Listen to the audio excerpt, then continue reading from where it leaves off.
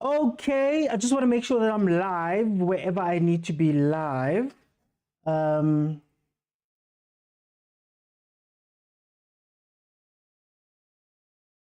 just finalizing the last thing. Okay, welcome everybody to the Overthinking Football Show. My name is Mokwena. I am your host, and this show is a place where we get to talk football. Now, the normal show is on Monday to Thursday at 7 p.m., but when we have special interest games, when Sundowns, Pirates, Chiefs, Banyana, Bafana, Banyana Ahly, UWC, when they go to the Champions League, when they're playing, we are going to be here live. So today, we've got a bit of a double header.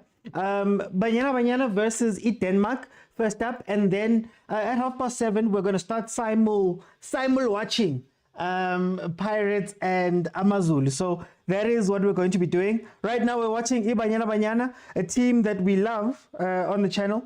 It's been a very long time. Kosafa Banyana played versus Eswatini earlier today, and they won 3-0, including one of the most incredible goals.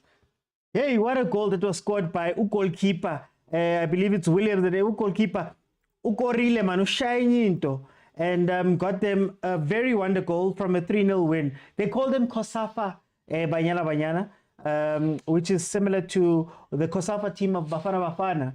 Very weird that they're both playing today, but we are going to be taking on Denmark, a team that is ranked number 12 in the world and number 7 in Europe, whereas South Africa is ranked number 50 in the world and number 2 in Africa. Then in the last 5 games, Banyana have 2 wins, 2 draws, and a loss, and then Denmark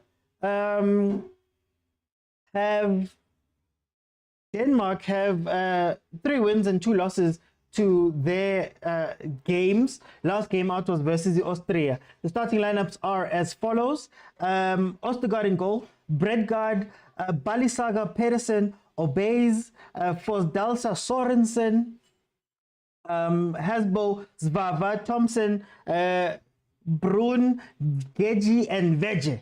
That is the starting lineup for Denmark. And then Banyana have Swart in goal, Ramalepe as captain. Ramalepe as captain, Makama, Sesane, Unotolo, Damini Mbane. We have Tubelihle Shamase, we have Makubela Biana, Mutau, and Magia. That is the starting lineup for Banyana. You will notice that there's a couple of names missing. So, Tembi Khatana and Snotrolo, Sesane couldn't get traveling permits to come and play in this game. They both play in Mexico, as well as Linda Mutalo and Hilda Makaya.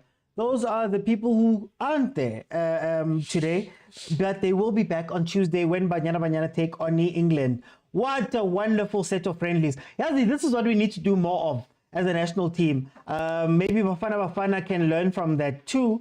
In the sense that you need to start playing more stronger opposition, start to see where you are in the world. So playing at Denmark, playing in England is going to be a very good outing for Banyana, but it is very much a team that is not the first team in full, and that's going to be very interesting today when they take on this Denmark team. We get to test the strength of the team. Spiwa says, how are you doing, Spiwa?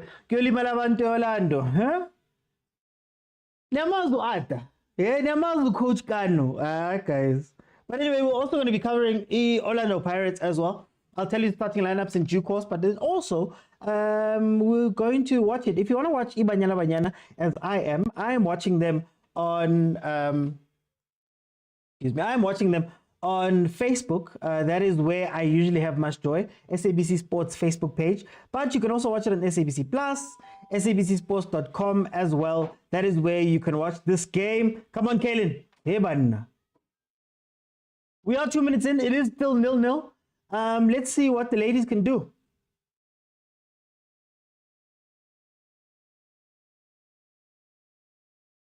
Now, I've always said, this national team is the national team. But Bafana, I like them, Mara. Hey, Banyana's been doing well, man. World Cups, WAFCON champs. It's been looking good. We had some bumps last time out when we played in Nigeria, trying to qualify for the Olympics. It didn't work out for us, unfortunately, but still a very good team nonetheless. Very, very good team nonetheless. And the COSAFA team, aye man, Coach Mod is doing something there. Coach Mod is doing something there with that team. We've got some bright new players that are going to come through in due course. I love it that the COSAFA team is also active because we've often spoken about, you know, the golden generation. We call it the golden generation of Banyana, these ladies. We've often spoken about what happens. How do you bring in new people? And to have the teams active like this, I think that's incredible. To have UWC and Mamelodi Sundowns going to be playing in the Champions League next month is also very incredible. Okay, Denmark have been on the ball quite a bit. They, of course, are playing in front of their home country at the Aalborg Portland. Aalborg Portland Park in Denmark. Number 13 of the COSAFA squad is a product of our school sport program. Danko, Smiling Assassin. Okay.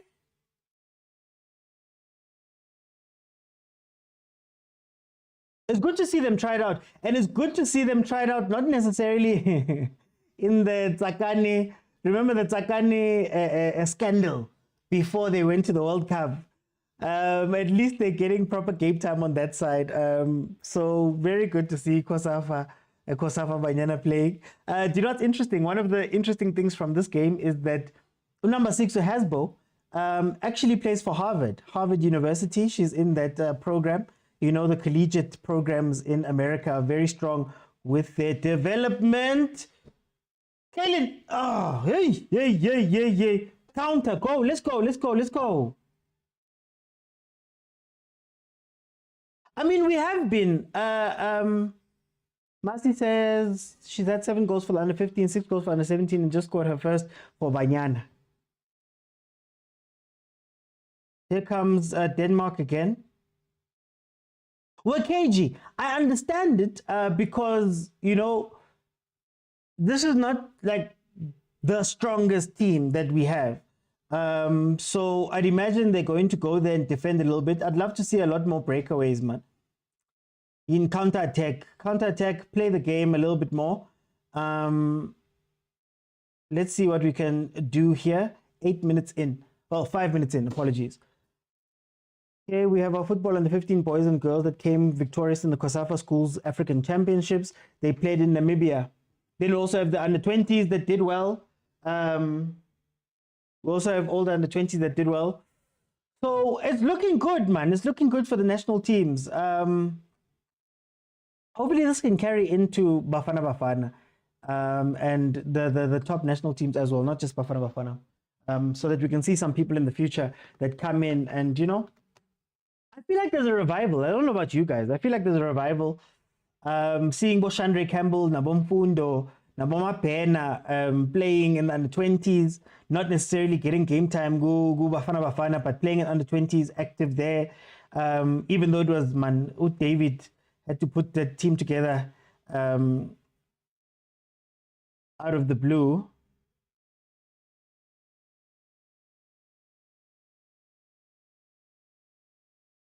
So yeah, one of the good days we should preview our school sport athletes at a national level. That's a good idea, actually. We should do that. Shine a spotlight on some of the players. So I think we should. Smiling Assassin, I want you. You must join me for that one. And Masi. Felatina, we love our football, but we're not always all the way in with everything that's happening, especially at national team levels, especially, you know, if you think about the Hollywood bets and stuff like that. So it will be really good to bring on people that actively follow all of these things and to shine the light. You know, I'm one of the people who are putting my hand up to say that I haven't done enough in terms of the other footballing stuff. Yeah, but we have to start somewhere. Cover wide. A lot of this Danish team plays in Denmark, which is very interesting. It's a homegrown Denmark team. A lot of them, in terms of players who play locally, you only have a couple of them that are overseas. If you think about the Pedersens, if you think about the Obezes, who plays for Portland, you have a Kansas City player. Guys, doesn't Hilda play for Kansas as well? Why Why did they struggle with the traveling permits and not like a Balisaga Pedersen? It's on the digital platforms. So SABC Plus, SABCSports.com, and the SABC Sports Facebook page. That's where I'm watching it. That's where I'm watching it. So if you want to watch along with me, there it is there.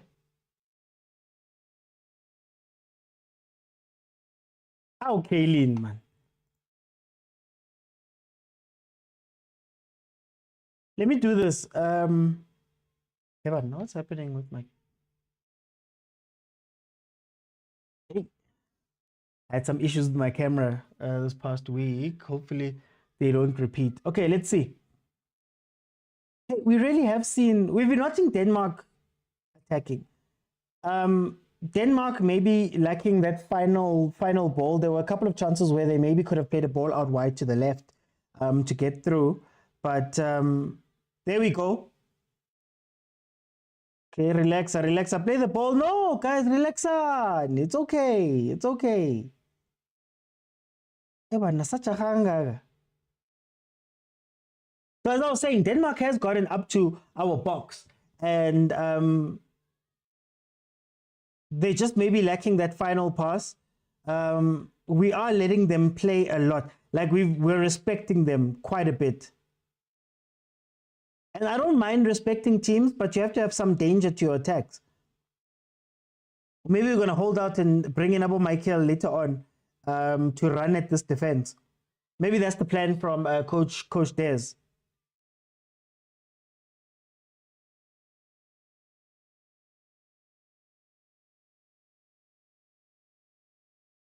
Ay, man. This is a good chance for the players who have been on the fringes to come in and have a performance. We keep losing the ball. Like, I'm so...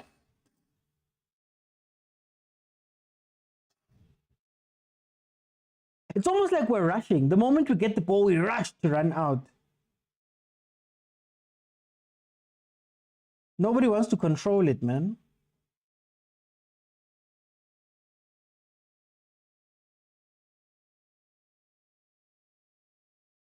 Much. Yeah, they're not connecting. They're not connecting. But it feels like it's just nerves. Like it feels as though you see the pass, or like right there when we went up the left-hand side and tried to play it in. I think Nawal Vali just so that we can play it, you know. I don't know whether this team is going to have the sort of pace to go forward. I don't know. That's why I'm thinking about Michael, but let's see.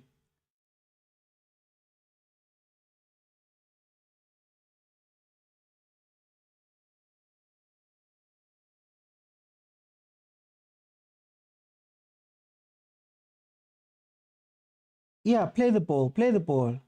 Thank you.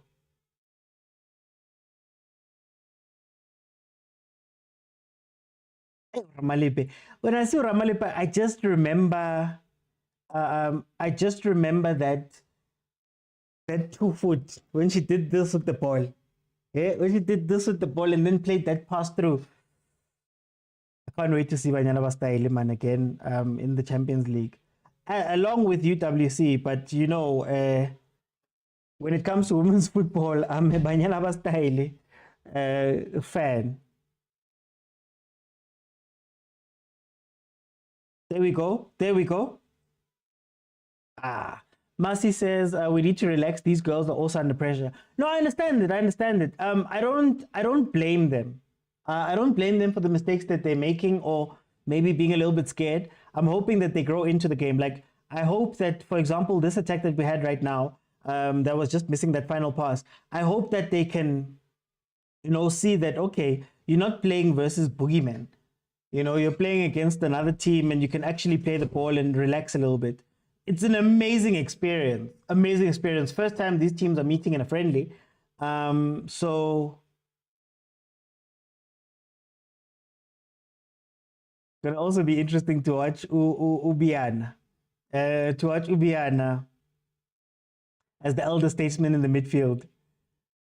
I've never been completely comfortable with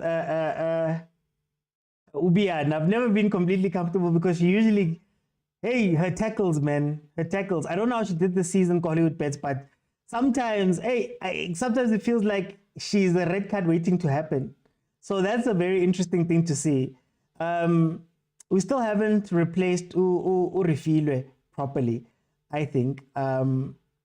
We've seen Linda going back and playing in the mid. We've seen a couple of players playing that side and maybe not all the way getting the best out of them. But yeah, let's see what happens. Oh, you meant the Danes. Oh, okay. No, I hear you, Masi. I hear you, the Danes as well. Liseri says, doesn't Bafana play with the big European teams? I don't know. It's all up to SAFA and how they organize their friendlies, you know. I think there has to be an incentive in order for those teams to really want to play with us at that level. But I think Bafana has built up a bit of a name for themselves, so maybe they can wiggle something. I don't know, but hey, that calendar is packed, man. Ay!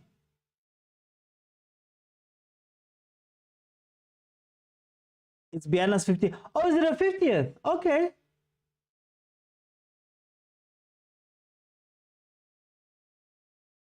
Look, so far she hasn't looked bad. I mean, I was just making the comment that, hey, sometimes.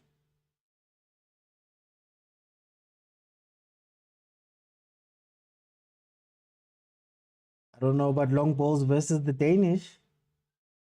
I don't know about long balls versus the Danish. I hope she has a good game. I also do. I hope she also has a good game.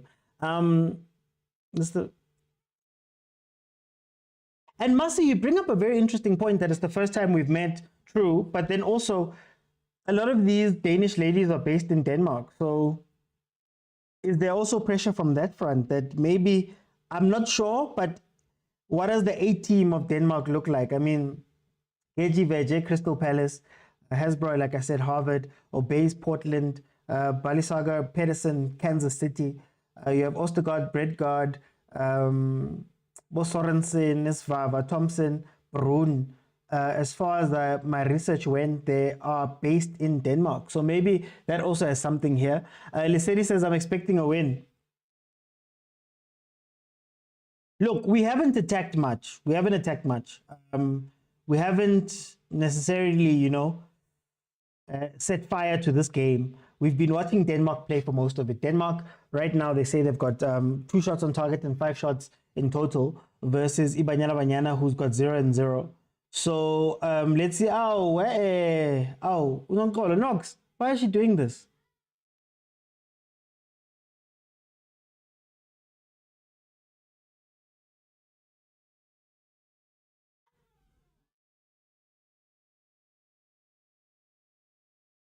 I bet you can hear the 5-year-olds. Just one goal will put them under pressure. I'm just wondering where the goal is going to come from. I'm not sure if we're playing a transition game or if we're counter-attacking them. I don't think so. A thing that has been happening is that long ball. I think we've seen it twice now. There was a long ball played directly to the center.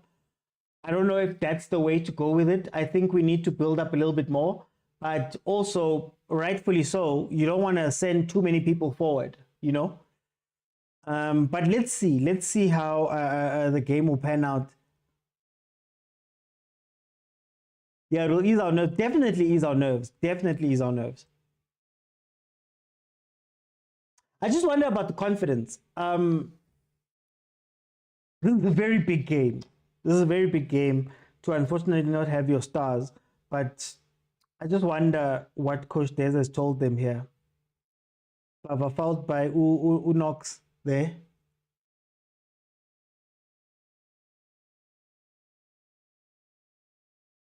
Smiling Assassin, do you think that let's look at Africa. Do you think that a Nations League type of setup could work in African football? And maybe CAF steps in and takes over the scheduling of the games and makes it a league where we might not be playing more Spain and those guys, but maybe we start playing Abo Egypt more, Abo Ghana, Abo Nigeria a lot more in games that aren't qualifiers.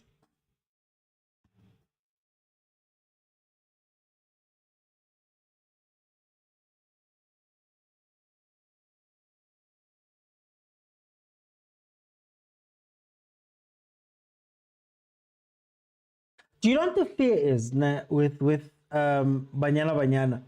The fear with Banyana Banyana for me is something we've spoken about a lot, where there's a button that these European teams end up pressing towards when they start seeing that the going is getting tough. They press that high ball helicopter button and they start playing high balls into the box where they can give us a challenge when they're obviously at times taller, but then also Kaylin sometimes with the high ball under pressure, she's a little bit shaky. So I think the one worry is that everybody has a release button. When you see that the football is not coming together the way that you want the football to come together, you can just start playing crosses, and from that point on, you try and take them out that way. So I'm a little bit worried about that. Lisedi, the reason why I bring it up is the Nations League is essentially organized friendlies. They've also convinced FIFA count a lot more in the rankings, but asikho lapho. So imagine if CAF then took over the friendlies, the continent, and said we're going to have a year-long tournament. When it's outside of qualifiers and all of that stuff, we're going to have games that we are going to organize where everybody plays together. And we call it a league and we give it a cup name just for branding and whatever. That's what I mean.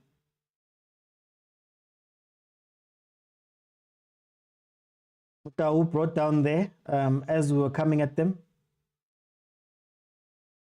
Relax, Akil. Evan. 20 minutes in. Danko. Man, we shouldn't be scared of this team, guys. There's no one really here. Let's be honest. Libana, they've been making their mistakes. We've just been allowing them to have the ball. We need to put them under pressure as well.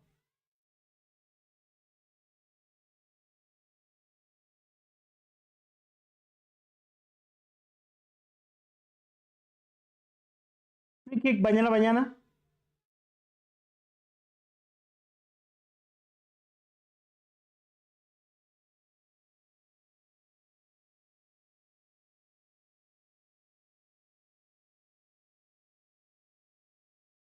Shot. Okay.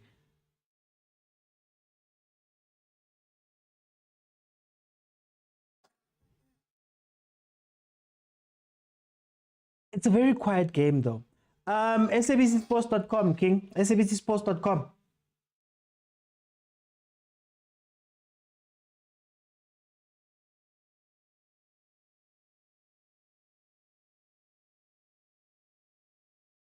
It is free. Okay, let's see. Obey is coming up.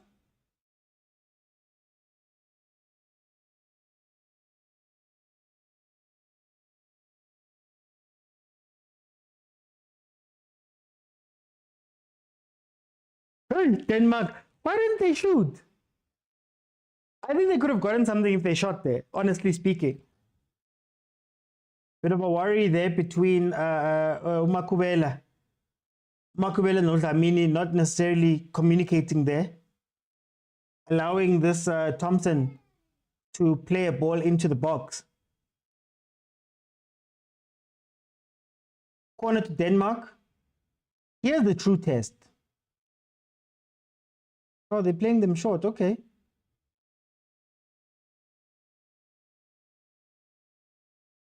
I really think the European teams think that they can play football versus us and that it's going to be easy. Then when things start getting rough, that's when you start seeing them going to crosses and things. This Denmark team is not strong in my eyes. And we've seen them when we've caught them on the counter a couple of times. We've actually looked decent, and you can tell that they, as Masi said, they are under pressure. So these ones are not strong. Masi, I rate if you can get a little bit of confidence. Or maybe we need a 10-15 minute spell where we just, send 2 or 3 players up. The danger in Banyana usually, it's mostly knowing that Tembi and Hilda can play, a 2-man counter very well. Jermaine is on and off, man. Jermaine is on and off. I see that she wasn't necessarily chosen for this, but she was on and off, with her form. But it's basically, we know that if we counter, we can catch a lot of teams off guard. I foresee Nicole being very important in this game. Yeah, exactly.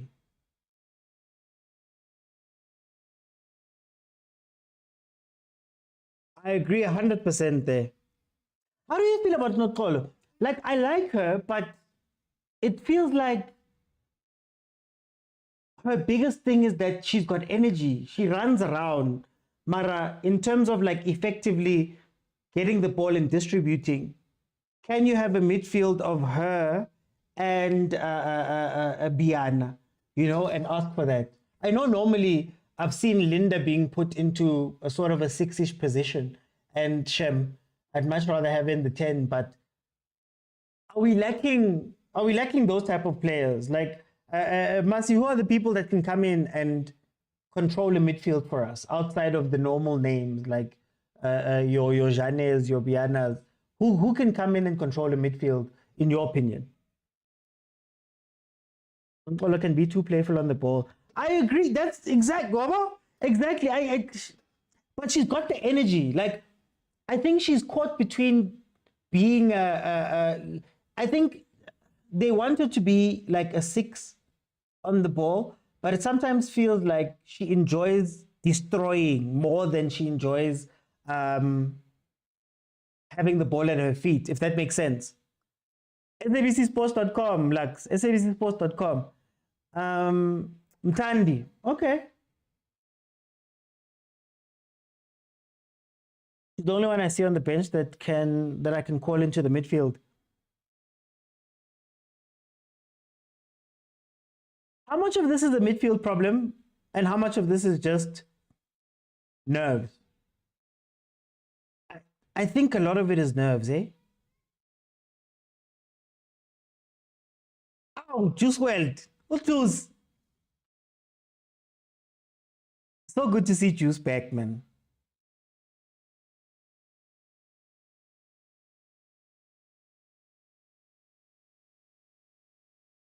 Yeah, when they start playing those crosses, that's when we need to worry. 26 minutes in, it is 0-0.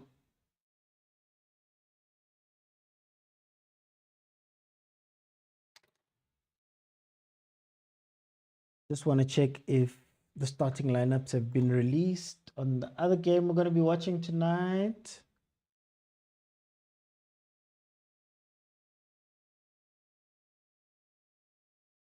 Masi, how do you feel about the succession plan, Banyana? Do you think that we're doing enough to get the next crop ready? And do you think that we have a quality level of your Janes and those players? Do you think we have people who are ready to step in?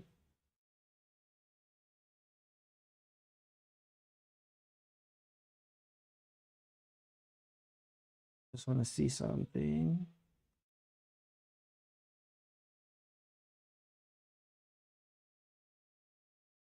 We're a bit behind. The CASAFA players are the next batch and they haven't been tested yet. That's true. Can I ask you this then, Masi? How do you feel about the scheduling of these games?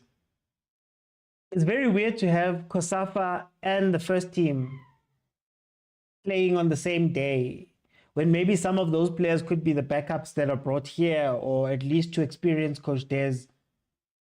Even the environments like this, we don't get very many matches that are like this. We need to get them games against Zambia and Morocco. But you know, Safa drags their feet with those type of things. Safa needs to do that because Coach Des was going to play Banyana in Kosafa.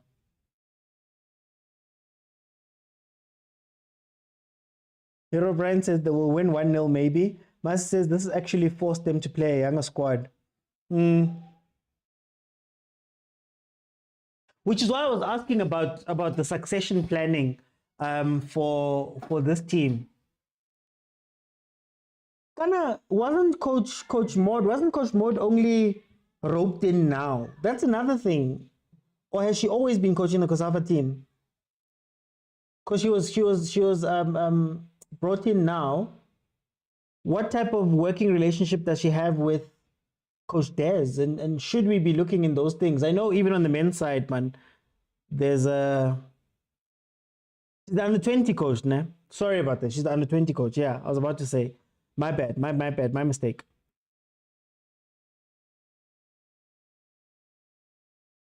Denmark is 12th in the world, according to the last rankings.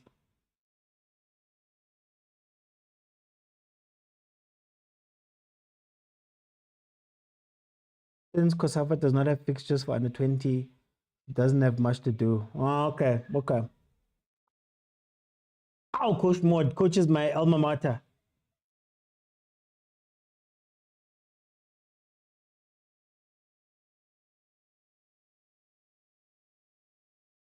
This has been a fairly quiet game. Denmark, you could argue, have dominated the game, but they haven't done much with their domination.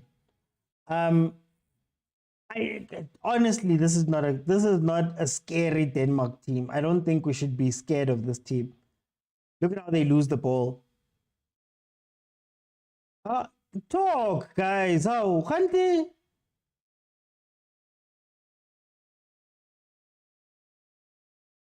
Oh, well done.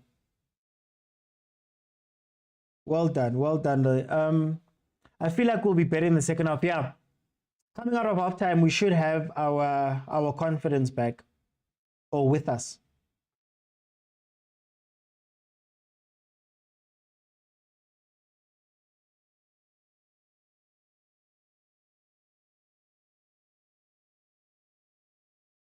Nakitsavadi khona tsena, but Denmark is doing this weird thing.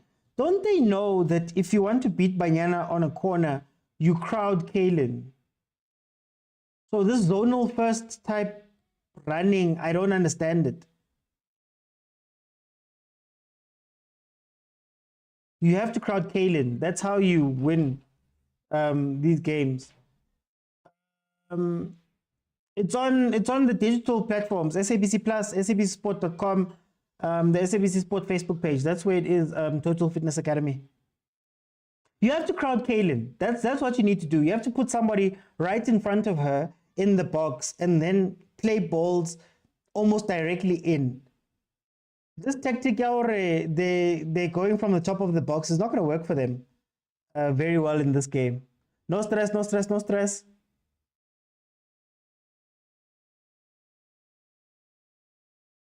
Yeah, in the Kosafa Cup, we have yes, Ludwig. Was she part of that team that that played in that Sakani scandal game? Because I think I remember her more from there. She was one of the ones who were called in Kani last minute that day when Banyana was meant to play in Sakani before the World Cup. Her height will help us in the future. And wasn't she man of the match or something like that in one of these games? Her and Tana.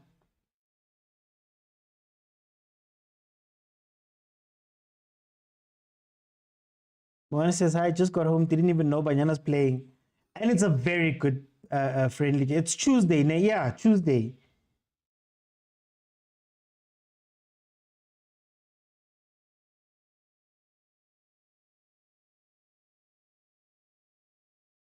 We just have to get them game time, man. Like, I think our national teams are struggling with the game time aspect, or even just the getting groomed. Like getting groomed. It's good to see Chandre Campbell not necessarily need to go into the first team, for example. Aborile can be there, but then you still get game time together. Let me see on Tuesday, a bit physical, but she can play in the middle. I really want to see what this team is going to be like in the next 2 years, honestly. Okay,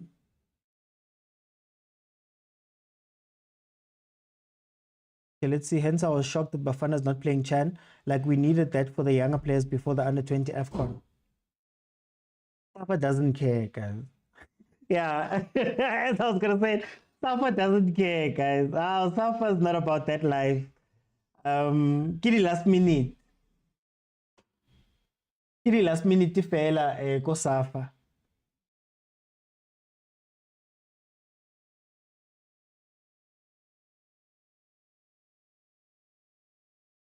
Another corner for Denmark. 34 minutes in, it is still 0-0. It's been a slow game. I'm not gonna lie, it's been a slow game. We've given Denmark a lot of the ball. We've had them have the ball for a long time. So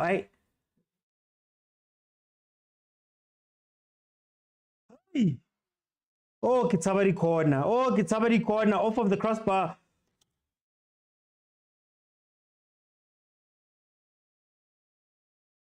The moment they realize that that is where you need to take advantage of Banyana. Hey, sometimes even our marking, we struggle to even get physical. Like, if you're a shorter team and you know that you're going to be killed by the height and corners and all of that stuff, I'd imagine, man, you'd have to stick with your people, stop them from jumping, you know? And maybe that's why they're going zonal with it in Denmark. But yeah, when things get physical, man, hey, we struggle. Coach Raymond would have taken that team to Chad.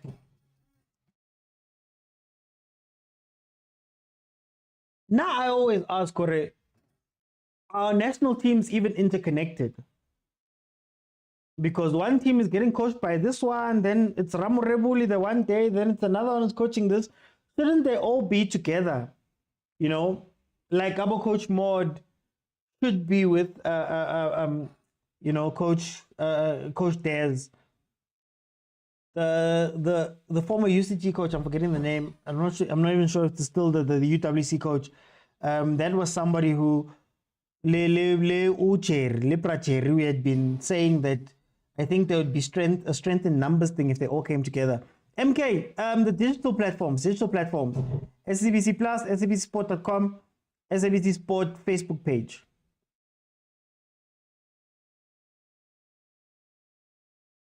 But like I said, that's a discussion. Look, I'm going to raise my hand. We haven't done enough, even on my side. So, Coach Ntabeleng is coaching the girls on the 17 team, and she's Deza's assistant today.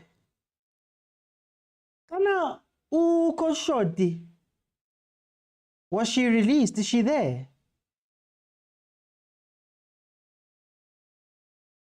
And I guess that's a good thing.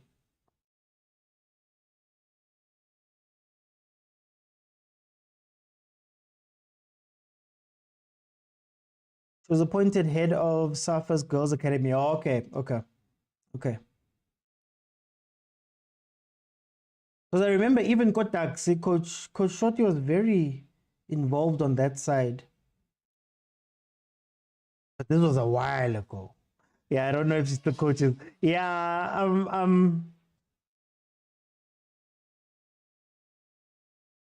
would have expected her to be at least kept in, even with the role of being the head of the Safa Academy, owing to the fact that she's been with Coach Des for so long. But I guess it opens up chances for other people to come in. Oh, Nkosiami, they've realized it. Oh, they've clicked. Oh, they've clicked. This game is crying out for Nicole, man.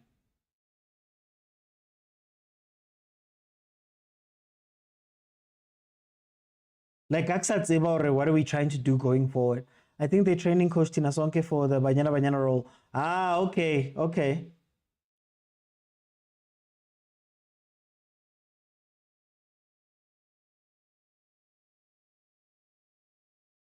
How do you feel about Coach Des, actually? Masi, how do you feel about Coach Des?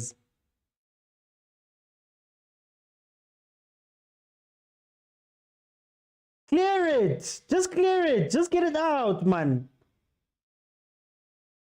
Oh, hey. Yo, the defenses in sixes and sevens when you're under pressure. Zuma's under 17 team when they went to the World Cup and lost 5-0 versus against Uruguay.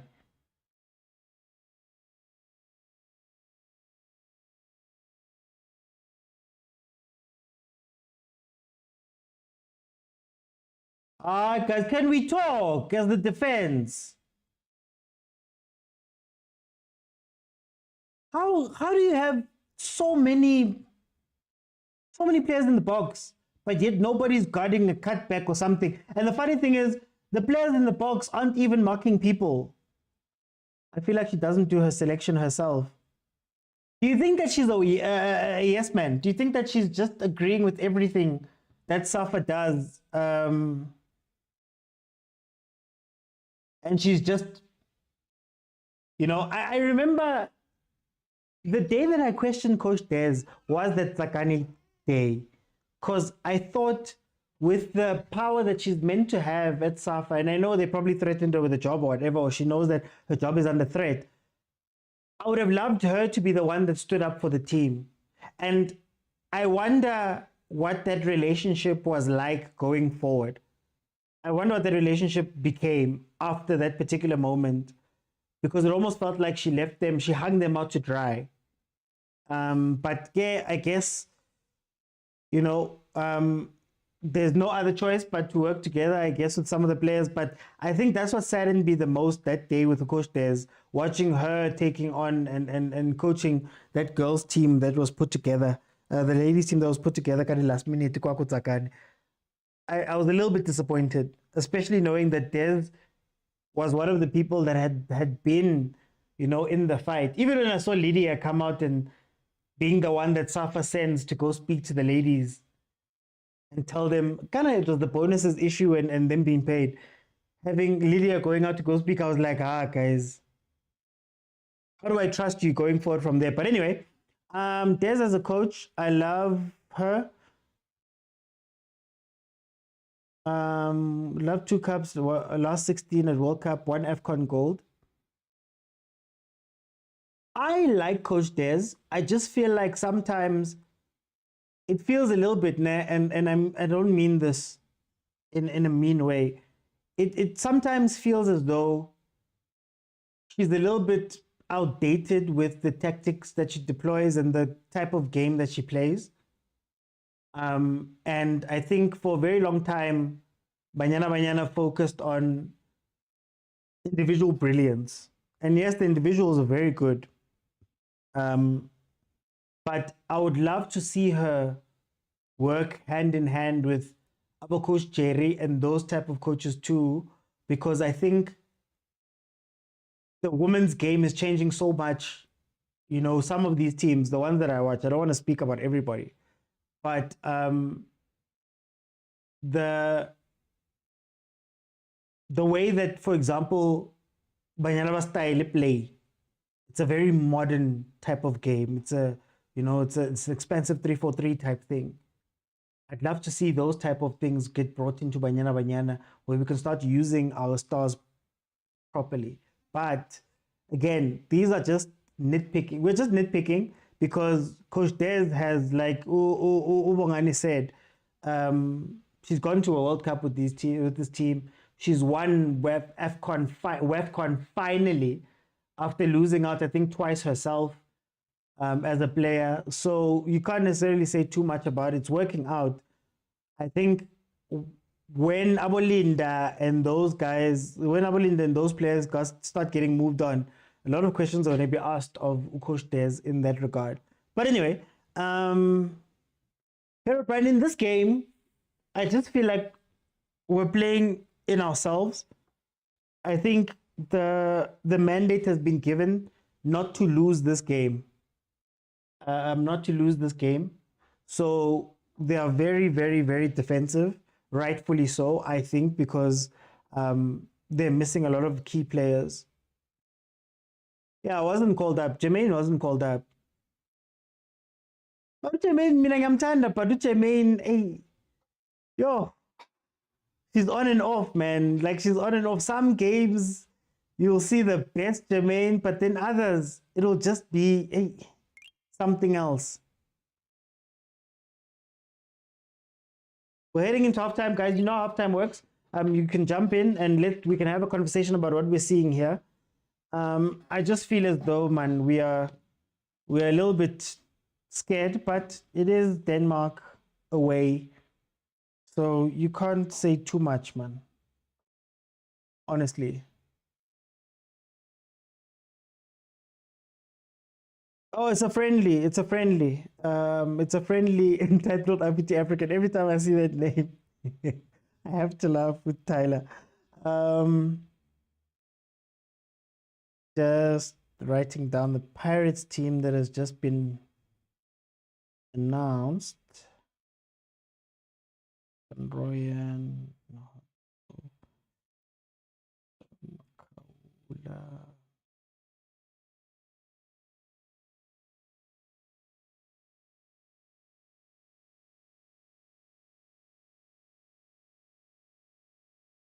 2022 WAFCON had the best Jermaine, true. Me, my fave is always Hilda. My fave is Hilda. Hilda is my fave. The breadwinner. That's who I enjoy. Her decision making. I know it's been off for a couple of games, but her decision making.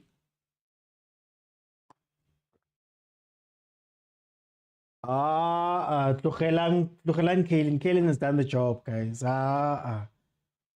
We're very harsh on Kalen.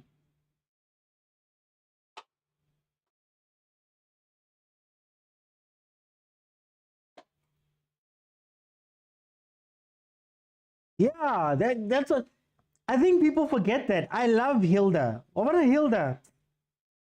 That's my player.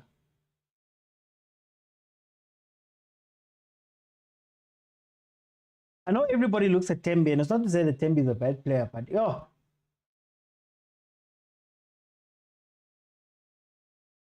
I was fighting Alewutita, but now actually kind of well, you're fighting Americans. Free kick just over from Denmark. Nomsa, you've hit the nail on the head. This team was made not to lose. That's what we see. But Masi and I agree, or Masi and I believe that maybe second half will be a lot better. Kunabantu la kunetu Denmark, guys. Akunabantu. The ladies lose the ball as soon as they get it. They're nervous, Nomsa. They're nervous. It's a big game. Number 12 in the world. Plus, I don't know how many of the ladies were expecting to play this game.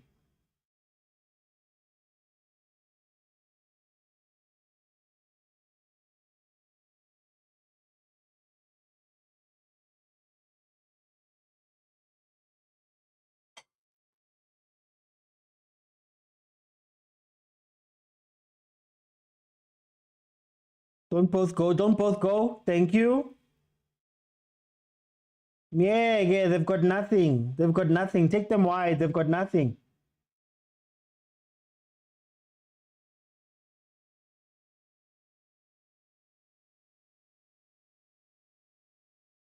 Starting lineup use. Orlando Pirates has pretty much chosen to go with the same team that they went with last time out.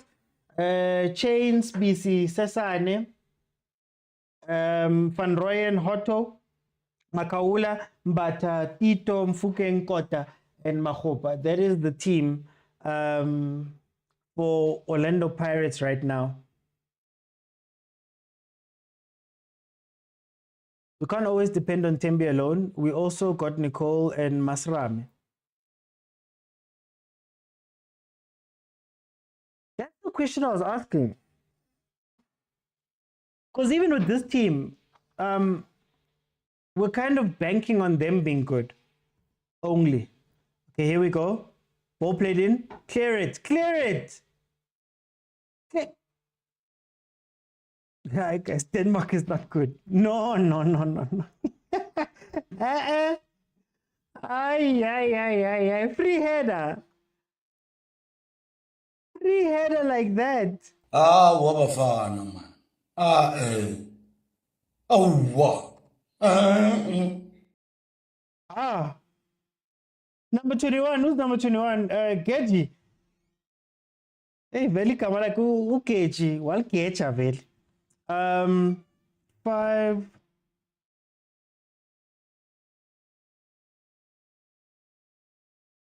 Can we press? Can we press them? Thank you. Let's press. Let's press. You got this. Tanko. Thank you. Put them under pressure. Thank you, Ramalepe. Captain, my captain. Okay. Oh, if you can win the ball back here, please win the ball back here. Please win the ball back and hit them with a... Oh, no. There we go. There we go. Ah, simple pass, man. Simple pass. Why are we going for these Hollywood passes and kicking the ball long? Asintungi, what's happening? Aye, man. For Amazulu, we have a foreign goal. Kakane, Hanamu, Phillies, Yosta Mopara, Motswari, Brooks, Igotara, Moremi, and Haba are the starting lineup. This, of course, is a make or break it game for Amazulu. All the games are make it or break it games because they've played 3 games and lost all 3. They're bottom of the log. Okay, halftime is coming up now. So feel free to jump in. Let's have a conversation about what we're seeing here. I don't know why we are giving them so much respect.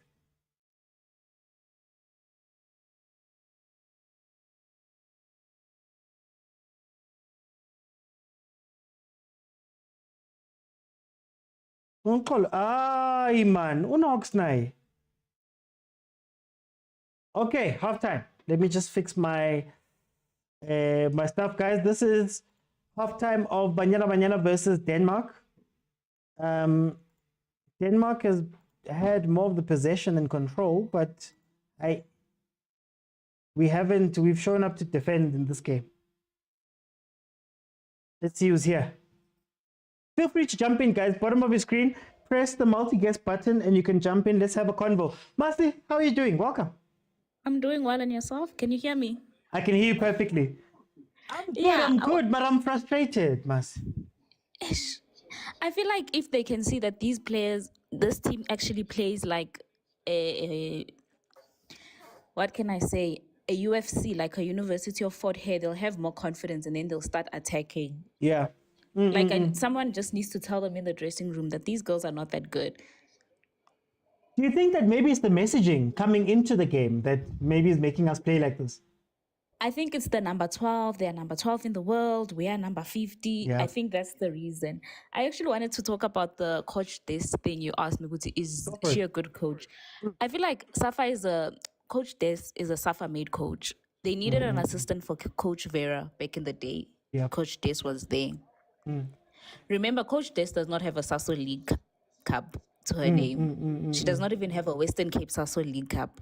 So that could also tell you that it's not that she's our best. It's just that she was the one that was there. She was available. So I feel like that's why now, at least Coach Tina, we see her tactics. We see that sometimes she makes, you can tell how she plays because we see her every week. Yeah. And Nakona, she also won that Kosafa thing. So, okay, Mara, that was a penalty thing. It wasn't a tactic type of thing. But at least now we're going to be having a coach that we know can select a team and can play in a league. Yeah, but unlike Coach Des, who we're not even Sasso League and stuff, but she was available and yeah, she did well. 2018, when we were runners up in the WAFCON, it was also a penalties thing. It's not that we didn't play well. It was just one missed penalty. I think it was 5-4. It was Linda who missed her penalty. And we could have had like 2 WAFCONs under Coach Des. So, yeah. But how much her selection of it, for the FIFA. how much of it is the strength of the team, if that makes sense? How much of it is the strength of the team and how much of it is coaching? Because I feel as though we just rely on the stars, man, to do something on the pitch. I feel like I would also say her coaching. You know why? Because in 2018, when we went to WAFCON, when we were second, we were playing mostly TUT players. Hilda was still at TUT. Let me just check. I'm just checking the squads. Ne? We weren't playing people who were playing in Europe or what. We were playing. I'm just checking that squad, ne? And I'll just let you know. Okay. Let me bring in. I think Usipo is gonna come on now. Guys, remember that you have to be following me. Then we'll come back. Sipo, welcome to the show. How are you? I'm fine. Sipo, are you watching this game? How do you feel about it? Hi. Banyana. Hey, Sipo, you're cutting there.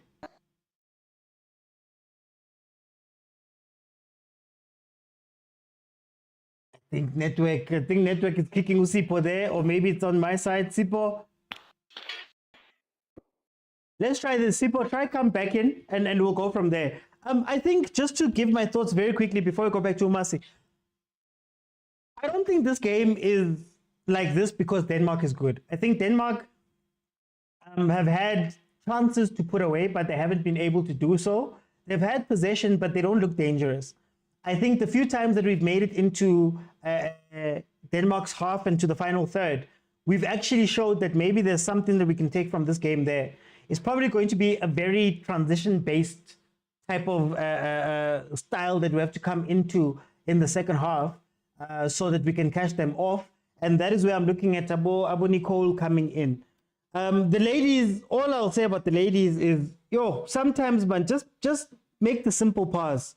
I think we're rushing and we're losing the ball far too easily when we have it. But there's been spaces where, man, we were able to put together 2 or 3 passes and actually we looked okay. It seems like it's maybe a confidence thing. And like Masi said, this thing of number 12 in the world, Denmark, and not having your starters readily available for this game with Utembi, Usnokolo, Ulinda, Nohilda, unable to get their work permits to come for this game. Masi, are you still with me? Yeah, I'm still with you. Like what I was saying, when we went to 2018, we were playing Abo Nokomotlo, and she was still at in my Indies, I think. So that was also not like a strong squad. Yeah. But they became strong after that because now they had experience. I think after that final, that's when they started making names for themselves. We also got the World Cup debut and stuff that also assisted us, you see. So I won't say Coach Des, her tactics are bad and stuff because she did get us to that final, you see. And she lost via penalties. So, yeah. If luck was on her side, she would have had 2 AFCONs. But let's get back to the game. Tell me, what must Banyana do in the second half? They must just play the ball, like put the ball on the ground and make passes. Do not try to shoot. It's actually what the Kosafa Banyana was doing. They were trying to shoot and it was windy. These ones should just put the ball on the ground, hopefully bring in Nicole Michael. And our defense is a bit shaky, but yeah, they'll survive the second half also. But we need to attack. We need to score at least 1 goal. Score 1 goal. You'll see these goals, they're just going to panic and then maybe we can win this game. Are you worried at all about the physicality that the Danes might start playing with? It seems like when Europe is under pressure, they know, man, they just press the button. That's why we have Colossa there. Colossa should have been a rugby player. That's why we have Colossa there. I don't think if they get physical, we're going to get physical. And then the cross threat, the high ball threat. Are we past that now, or is that also something? I don't think. I think that one will be solved when Abu Tana start playing with their height. But even Kaylin, she's not the tall. Those girls are taller than our keeper. So yeah, we just need to make sure that we don't give them corners, so that they don't need to send in those crosses, and then try to attack. If we can just get a decent attack, I think we can get a goal. because Magia is not selfish. Like, that's the one thing. When I saw Magia on the starting lineup, I was like, okay, Yeah. at least we don't have Tembi, because Tembi, she would Hey. be shooting alone. Magia, she's a team player. But it seems like it's a little bit too much of a team player, man, in this game. She's a little bit too much. I don't know, but she will get a goal. Like, that's how she gets her goals, like those tap-ins and stuff. Like, even at Sundowns, you don't expect her to be shooting. The shooter is Boitumelo, that side. So I don't expect her to shoot this side also. Changes you'd make. We've spoken about Umtandi. How do you feel that's gonna a sub like that would change? Okay, Umtandi and Michael, what would you do with them? How would it change the game for Ibanya? I would put Umtandi for who's this? Motaung, because I know Umtandi and Banyana can play together. And then let me see who I would take. And then I would also bring in Michael, but I don't know who I'm gonna be taking out. Very interesting. Do we have enough midfielders who can actually play the ball? We have Mutandi Nje. and Manangela, but Manangela I haven't really seen her in a national team setup to say I'd put her in. So that's why I'm like, the only other person I would call from the bench that I saw is Mutandi.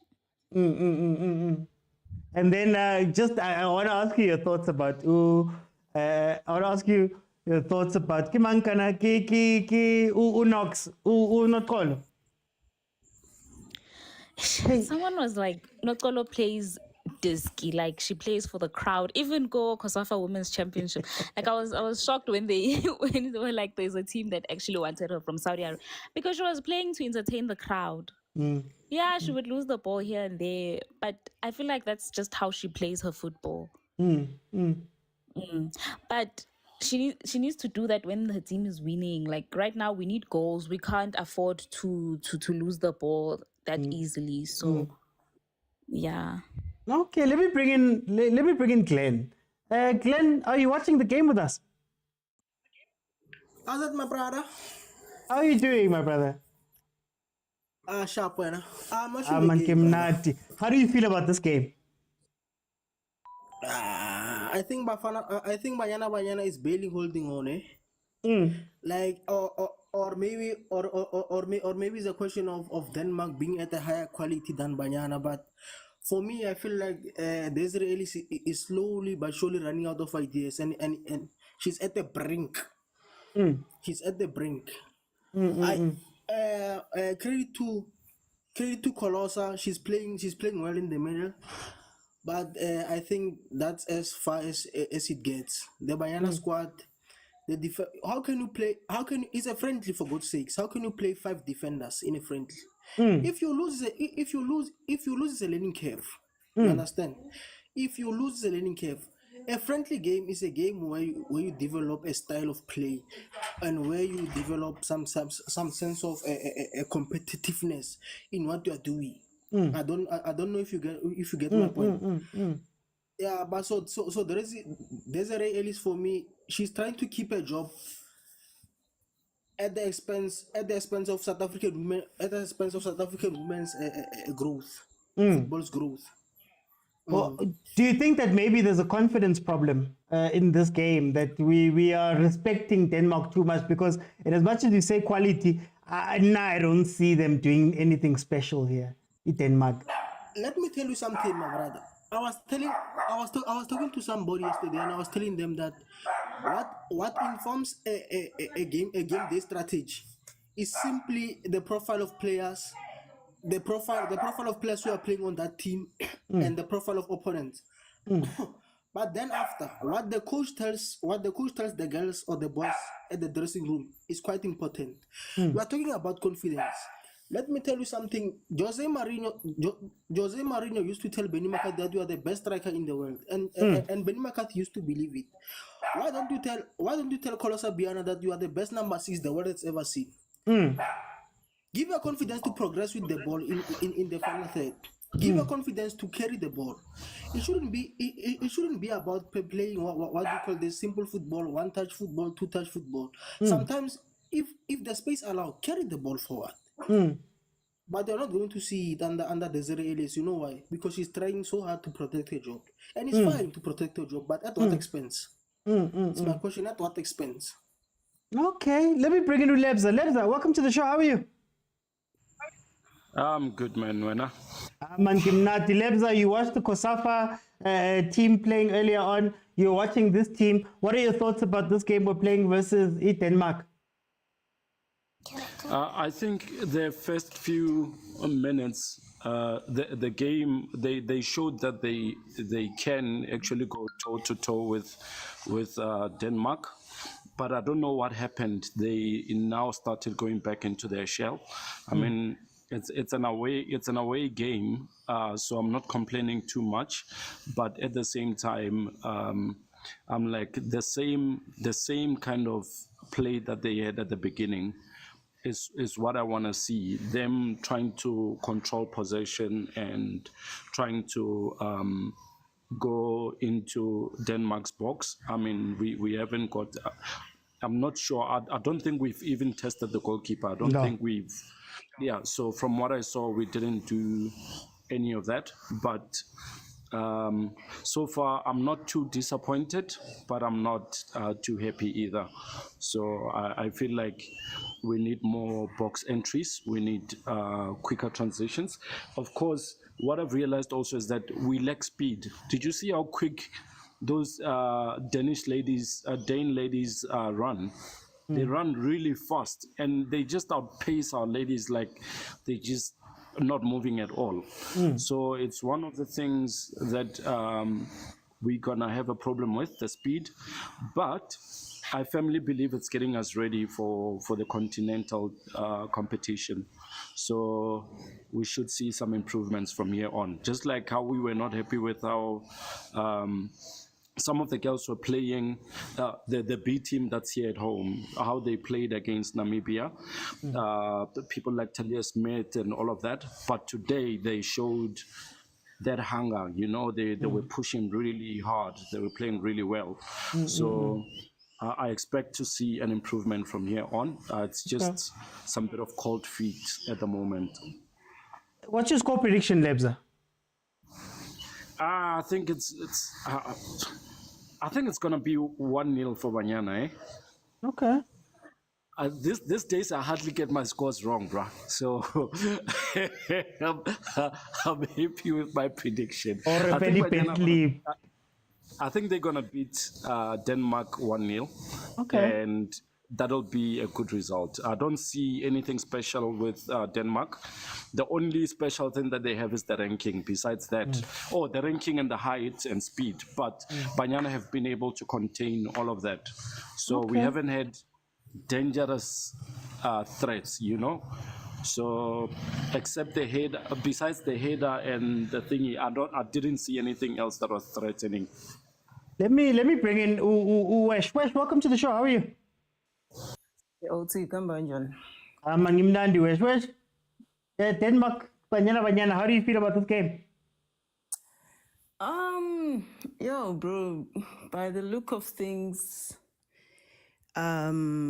obviously we are not at our best, you know, especially in terms of keeping the ball, which is expected though, because if you look at our lineup from the Banyana that you know, we only have got only 2, if not 3 international players. It's 2 international players, which is Ushamase and Utesane, and Shamase is one of our juniors in the team. We cannot shy away from that as much as she's international, but she's the junior. And we've got Utesane, who just moved abroad to Middle East. So whatever that is happening with the team right now is as expected, because there you have local players, and for the most part in that team, the local players are Mamelodi Sundowns players. And with the Hollywood's Bets League, Sundowns inayo competition, but it's not as, you know, because whenever they Dala, you know, they're gonna win, of which it's one of the struggles that the country has at the moment. But We might la mhlambe singalwela yona draw. A draw will be a win for us, but for the most part we might lose this game. Maybe Mara kunabantu lawe, shakunabantu, hayi Denmark le. yeah, akunabantu, but kungenabantu, we are still struggling we are struggling to keep the ball. There is no way we can score if we don't have the ball. For us to score, we need to have the ball. You understand? So that's my biggest concern. And with all our international players are not there. Jermaine is not there. Tembi is not there. Linda is not Hilda. there. Hilda is not there. Do you understand? So it's expected.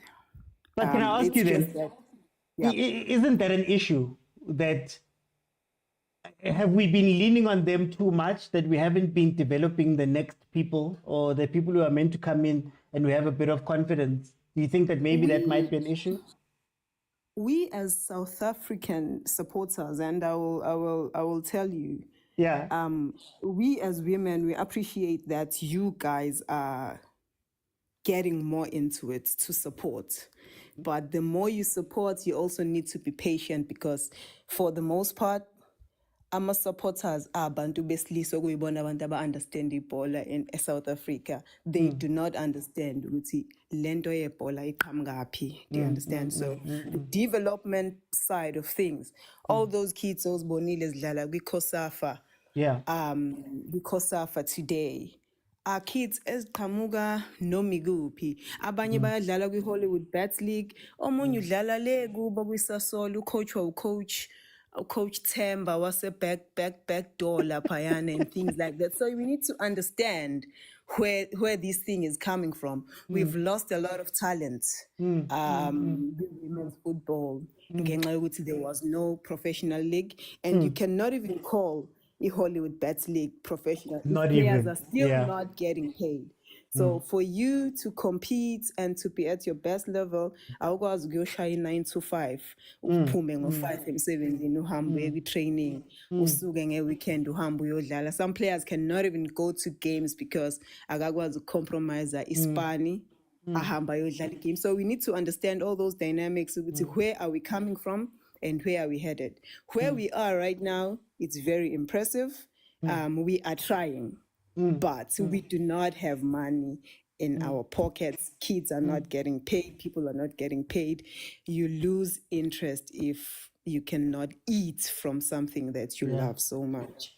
So we have to lean to the international players because they get professional training, they get paid, they're taken good care of wherever they are, more than any other player who is playing within the South African region.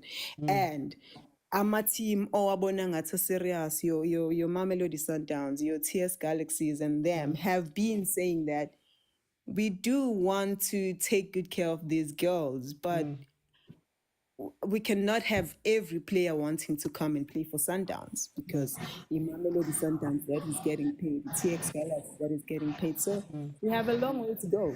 Mr. Oti, sorry for interrupting. I wanted to add to her point there. I saw Steph saying there's a team that won promotion from Sasol League, but they hasn't been couldn't paid. travel to, and she's making a very valid point there. Like a team won, but they can't travel at all because they don't have the funding, they don't have the money. So now what happens, you know?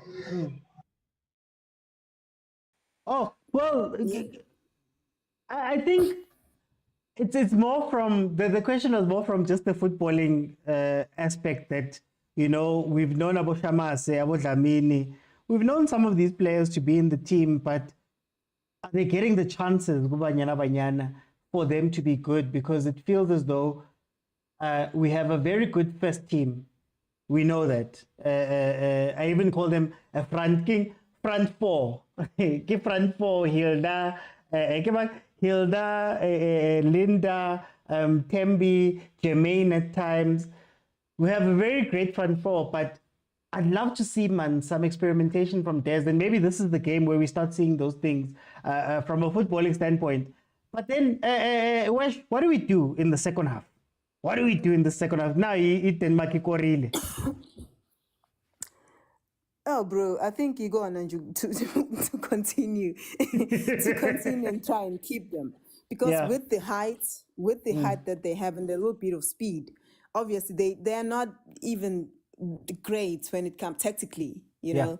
So it's just to try and keep them. But looking at our team, because normally our team, if usidlala ne opponent engazuthi iyazama ukuthi overpower, sithembela ekutheni we will do two, 3 touches to ibhola phambili makunabantu abane-pace, but Yeah. kumbula today it's just a team without those players that we know of, the players that we normally lean to. So I don't know how are we going to score. Maruko Nicole. Nicole. Like, I think we can counter with Nicole, maybe. I don't know. I don't know. She's Why not capable. about them? She's capable. She's capable. She's capable. Magia is capable, but you know, those are also junior players with less than 10 caps. You know, also local counter etimini. They are still scared to make some mistakes. Because born in Desganjala, so Yeah. it also counts. And we do want to give people a chance, but our competitions also our maningi to give people chances. So ngoba ama competitions angekho maningi, it becomes really difficult to say uzo experimenta and udlala Africa Cup of Nations. Do you understand? You want to win, and it just gets really difficult. But with our tournaments, afana ne COSAF, I think it prepares to a certain extent. But for the most part, people need to get game time, go club level, and needs to improve at club level so that when you call them for national team, they are confident enough to perform in the national team level. So we have a problem. But go game, bruh. Let's fight for a draw here. Let's fight for a draw. On that note, score prediction. I think we're gonna go down 1-0. Oh, it's gonna stay like this. Yeah. Okay. No, Wesh, thank you so much. Guys, we are in the second half of the game. Just add 45 to whatever my timer says, and you'll know exactly what time it is. We are going to be simultaneously watching both games. So we are going to watch the Pirates game as well. When Pirates starts at 7:30, we'll just be watching both. Banyana unfortunately have gone down 1-0 to Denmark. Denmark scoring there through Obeys, who plays in Portland over there in the NWSL. So let's see what they can conjure. I still feel like it's a confidence thing for this game. I feel they're playing scared a little bit, honestly. But, Nkosi yam 2-0. Oh. I was going to say that I hope that the wheels don't come off. That's what I was hoping for. I was hoping that the wheels don't come off. Yes, this is Banyana guys versus Denmark. Denmark have just scored another goal.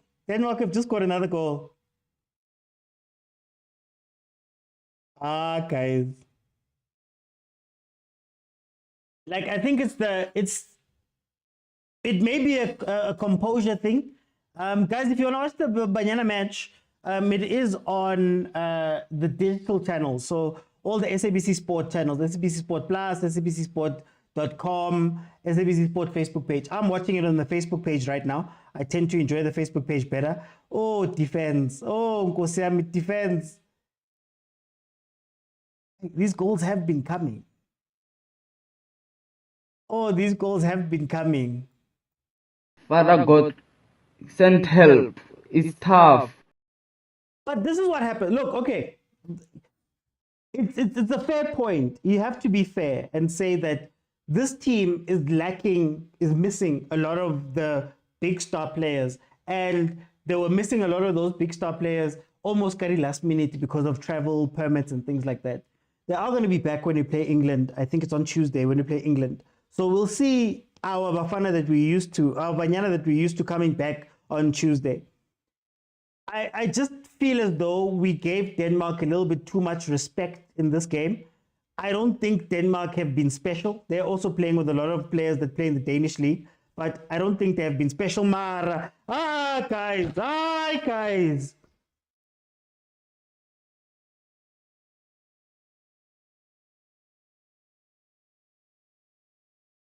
Mara, just this is where I wish we had somebody who could just hold the ball. Just hold the ball, Ganani. 3-0. They're panicking. They're panicking. They're panicking.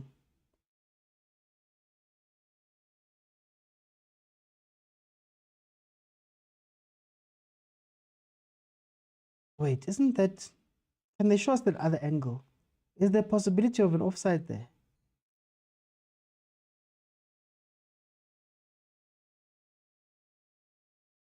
Oh, hey, entitled RPG African in 10 minutes in J.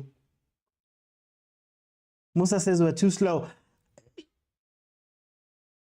This is where you need to... Okay, it's two things. It's something I always speak about when you're watching football, also in general. If you're going to defend, right? If you're going to defend knowing that you can catch on counter transition. You have to be dangerous. Because if you're not dangerous, the other team will realize that you're not dangerous and they'll just push you guys and they'll come at you guys. And if you allow a team to carry on coming at you, it becomes an issue. That's just football in J, right? So now what needs to happen, or what needed to happen from the first goal, we just needed to calm the game down. Take the air out of the game. But also we haven't been able to connect. We haven't been able to play with each other. We haven't been able to, string 2 or 3 passes together. And I think that has been the downfall of this game for Banyana. Not necessarily that Denmark is that good. The signs were there that they were coming. They did miss a couple of chances in the first half. Mara, not like this, guys. Not like this. What the hell, I mean?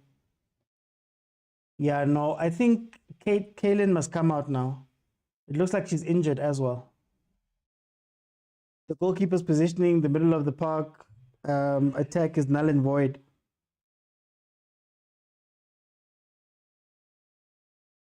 If you're going to play 5 defenders, at least have them stretch out. We're just caught with the runs in behind wide.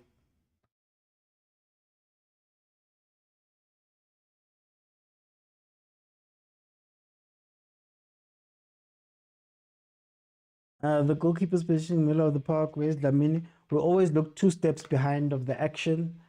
Let me bring in Usoya. Guys, let's do this. I'm gonna open it. Feel free to jump in, and let's carry on having the conversation. I will start with the Pirates match as well. We'll be changing up and down between the 2 matches when Pirates does kick off. So Helen does whenever she does concede a lot of goals. Hi, Henson. We're so far away from each other. Yo. So that's why I tried to put you in, but just remember that you have to be following me. So request again, and let me see if I can't let you in this time.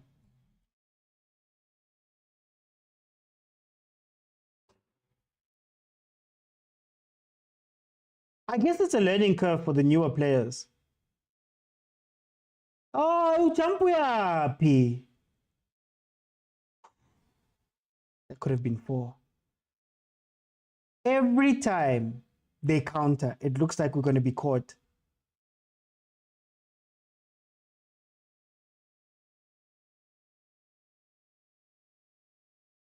On. Makubela, where was she jumping to? King says we're being destroyed here. And trust me when I tell you, this Denmark team didn't have anything going for them in the first half. They're not strong. Now they've got a king. They've got steam now. They're gonna push us now.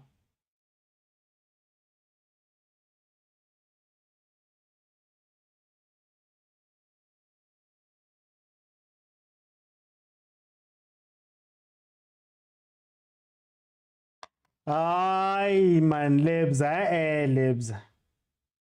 Don't be like that.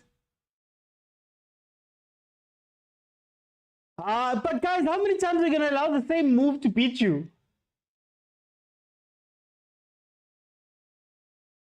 The same move. They've literally been doing the same cutback. Are they not talking? As a defense, Nje, are they not talking? Like, yes, people, it is a friendly game, but it's scary. Because you don't want it to become demoralizing. Has Andile played after that strike Banyana had?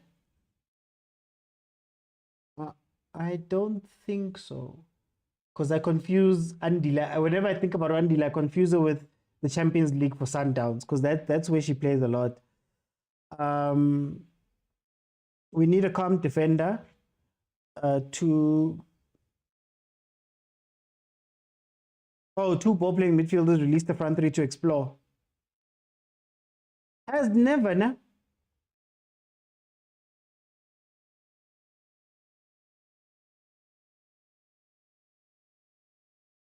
Ooh, corners.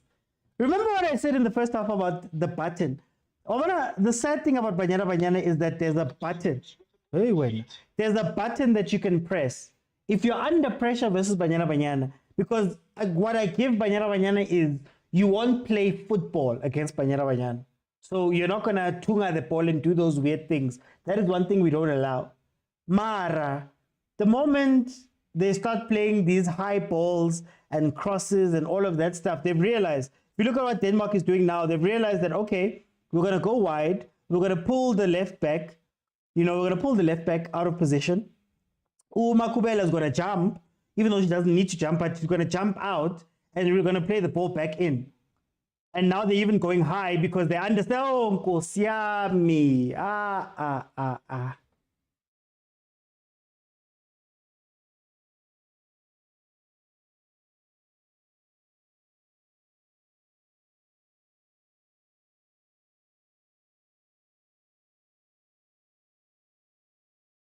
It's 4-0, guys.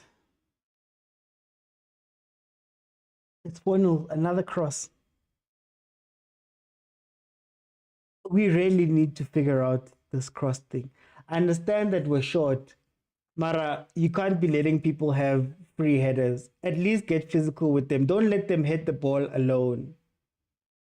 Yeah, all attacks are coming from that side. That's why I'm like, Denmark stopped going sort of centrally. They had been going up the right a little bit, but Denmark stopped going centrally. They realized that, all we need to do really is cross the ball in. Cross the ball or cut it back. Our defense is 6s and 7s. They don't speak to each other. Oh, now you guys want to play. Can we play then? You've got nothing to lose. Why? High ball to who? Play the ball to the wing. Simple pass. Yes, she's right there.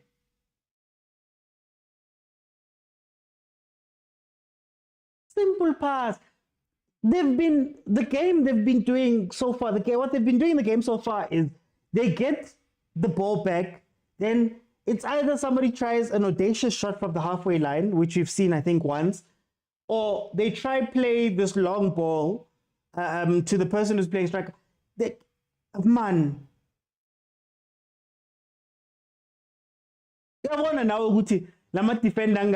You go and play a long ball to another. Guys.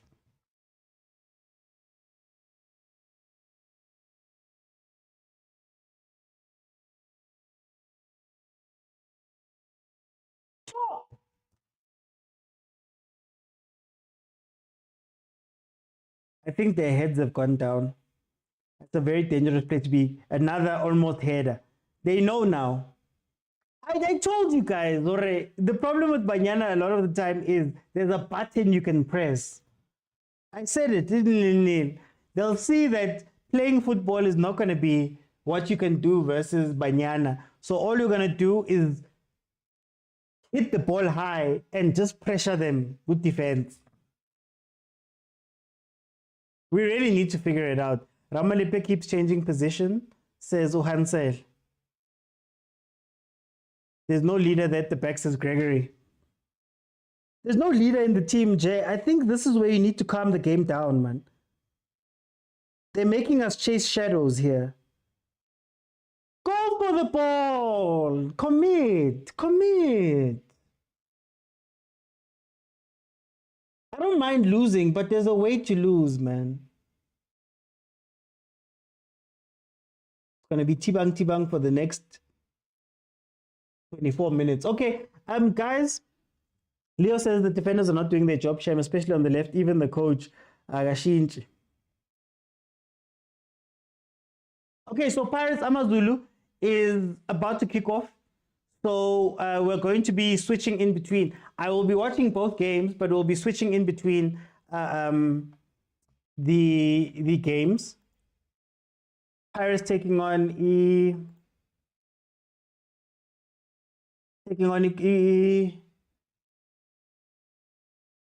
Amazulu, newly head coached Amazulu.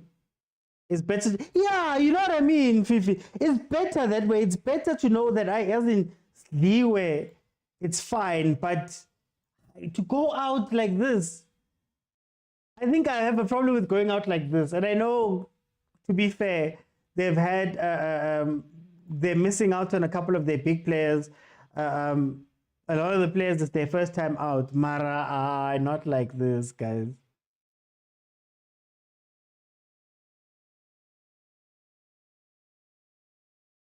Not like this. Okay, so in the Pirates game, it is Orlando Pirates versus Amazulu. Amazulu are currently bottom of the log. 3 games played, 3 losses, -4 goal difference for a grand total of 0 points. Orlando Pirates is sitting number 2. They have played 4 games, 1-4, and they have 12 points, 8 goals scored, 1 goal conceded. In the last 5 games, they have 4 wins and a loss. Donkey Kalen, 4 wins and a loss. They lost coming against Imakesi this past weekend, getting knocked out of the Carling knockout. And then Amazulu has all losses. Their record is just L's in the last 5 games. L in the last 5 games. So, yeah, that's interesting on that side. Their last game out was against the Stellies, where they lost 2-1. Of course, they fired Coach Wabo. They fired Coach Wabo, and they've brought in Coach Zwane and Coach Vilagazi to come in as co-head coaches. In the last 5 games that these two have met, Pirates has 4 wins. There's been 1 draw and no wins for Amazulu. Starting lineups are Ofori in goal for Amazulu, Skakane, Hanamu, Phillies, Yusta, Mubara, Mutswari, Brooks, Igodara, Muremi, and Haba. Tubelite Shamase coming off for Banyana Holweni coming in. And then when we look at Pirates, we have the same team pretty much that played in the last game. We have Chains, BC Sesa, Van Royen, Hoto Makaula Mbata, Tito Mfukeng, Nkota, and Umahopa. That is the starting lineups. So we are going to be following both games as we carry on watching this. Banyana have at least stopped the bleeding for a little bit. Some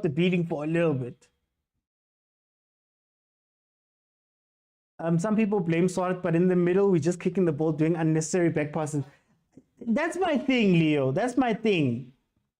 Like, you know, sometimes in a game, they'll tell you that when it starts getting tough, all you need to do is start by completing 5 passes.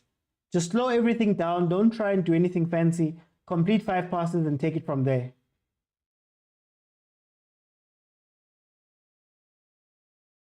Where did I put my other stand?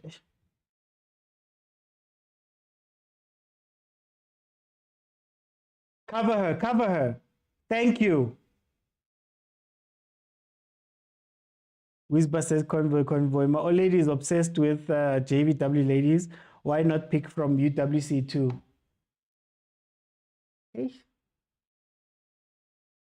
And JVW is also in trouble financially. So there's a lot happening that side. I just think it's one of those situations. It's similar to what we speak about with Bruce.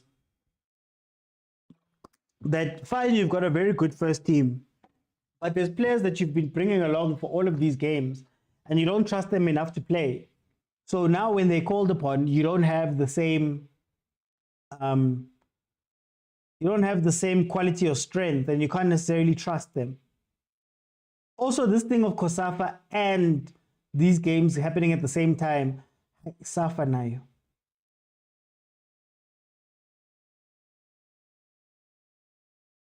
But we'll see versus England on Tuesday. We'll see versus England on Tuesday. We'll have our normal players back, our starring players. Oh, Nkosiami. Away. Every cross, guys, even ones that are not high. Guys. No, not like this. Not like this. Similarly, Sundowns ladies struggled against similar opposition recently in the US. I think, Musa, what's killing me about these games is that I don't think Denmark are particularly strong. Honestly, I don't think Denmark are particularly strong. Even with a weakened Banyana side, they didn't look that strong. We have no plan for how to get up the pitch. We have no plan. We have no plan of how to release pressure. We have no plan for any of that stuff. Can Nicole please come on? Can Nicole please come on? And at least, man, if we win the ball and play it up, she can chase it. Because I don't know what this is. Versus England, we'll have Tembi back. Eh? Tembi, Linda's going to be back. Hilda's going to be back. Hey, don't worry. Against England. Guys, don't forget that Banyana went against the third best team in the world at the time in the World Cup. I believe it was Sweden, and gave them troubles. We went up against Abo Italy and played. Don't forget. We might be down for this game, but don't forget who these people are.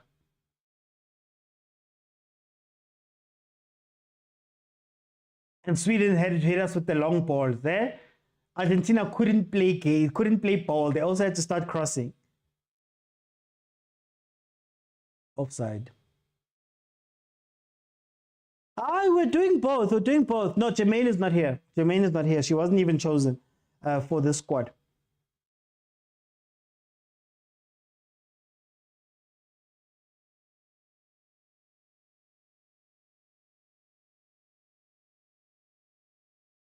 So then we're going to tibang until the end of the game.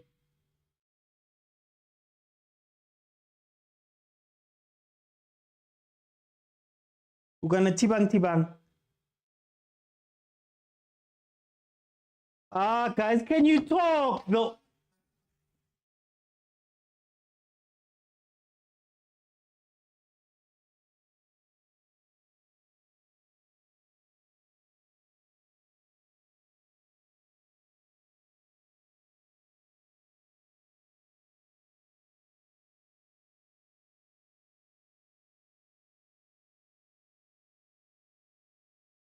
Five nil.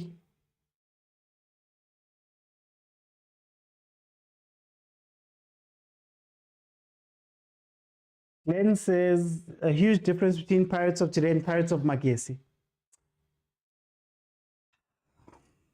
Sorry, I'm just angry. I'm so angry.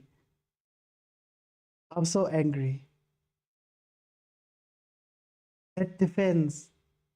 Was it Makubela and Uchus that was standing like this together after that ball was played in? But anyway, Pirates, I guess they had rotated.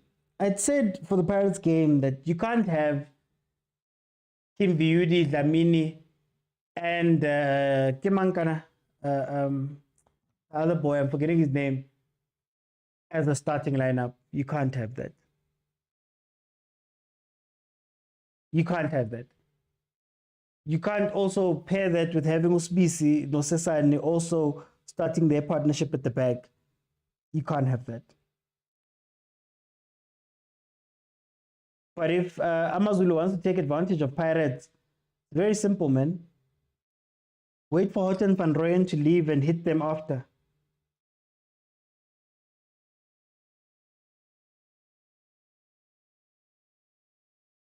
At this point, they're trying to annihilate. No. Every bit of dignity we have.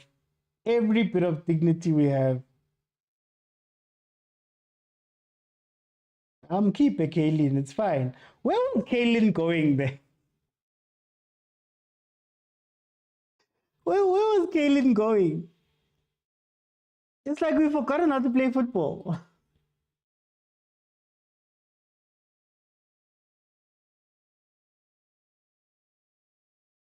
Can we get at least one goal just net for control? Here comes Pirates. Oh, cutback. Saved the cutback. Going to be a very long 15 minutes. Eish.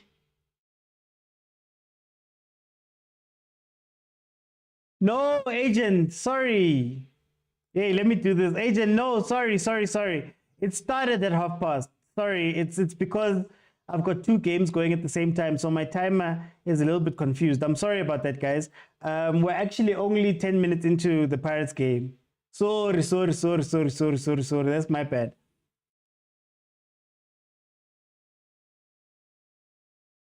So when are we going to tibang, Vel? Here comes Pirates. Okay, trying the shot. Tito.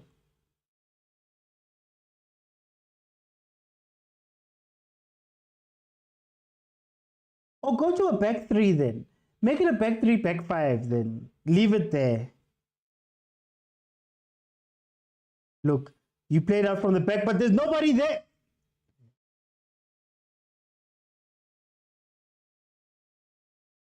Put it down. Hold it.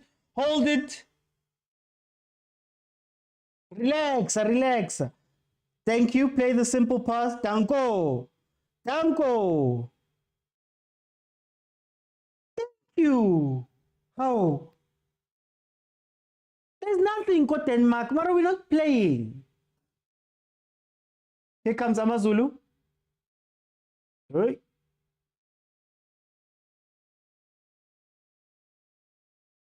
Corner, Banyana. Not going to do much of the corner, man. We need a corner routine here. Oh, agent, man. It's a simulcast. Where else? Who else gives you this type of action? Isithukile vele fifi. Isithuke.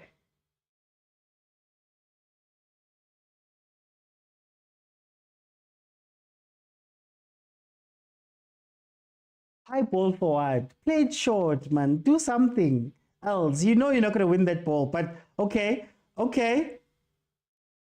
Ah. Must be there's that Kasi ball you're talking about from Hunakon.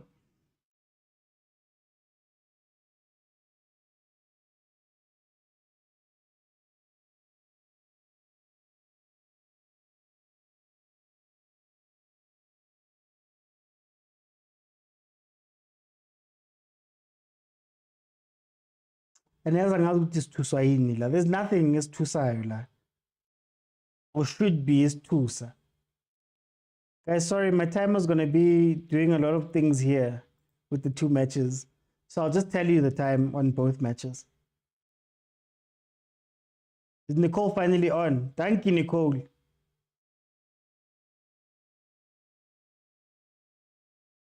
Oh gosh. There's the runner in the center. Don't let it go behind you. Don't let it go behind.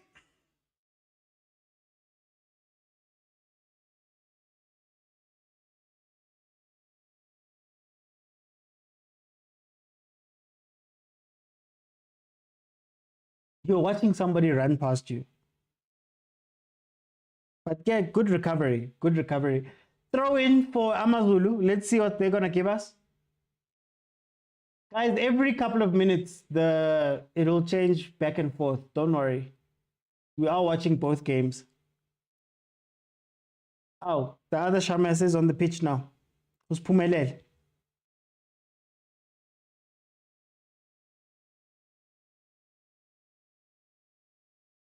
Agent, don't start, agent. It's been a long night. For us.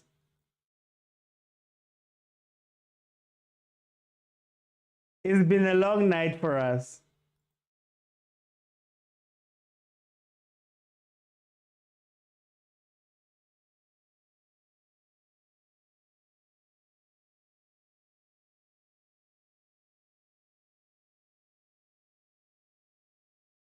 Desiree doesn't have a plan B. We've complained about that for a while. Fifi says, I need to have a one-on-one with Desiree King. Oh, just seeing that score, man. Okay, it looks like Amazulu is actually here to play a game. Usually Coach Kanu's teams are fearless in the way that they try to play. They're very expressive. I want to see how that merges with Uata. Ata's one, his Chiefs team, was maybe unfortunate because, as everybody says, they used to get into the box. Oh, no! Thank you, Kaylin. They used to get into the box a lot. It's just about finishing.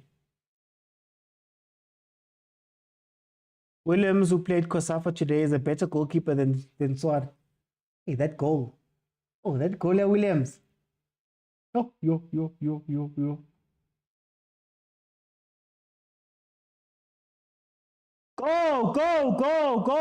Go. It's okay. Maranox. You are 5-0. Ushayitende. We need Williams in the men's and women's team. Our Williams, our goalkeeper, Williams, boy too. This is a Zwani method, says Glenn. Who is the keeper? It's Swart, agent. It's Swart. But it's not her fault, Shem, to be fair.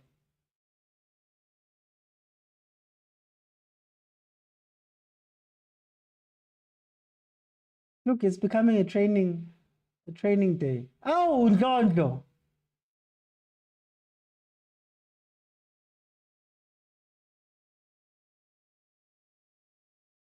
Hayi man, asindlolo. Why did I say ndlolo?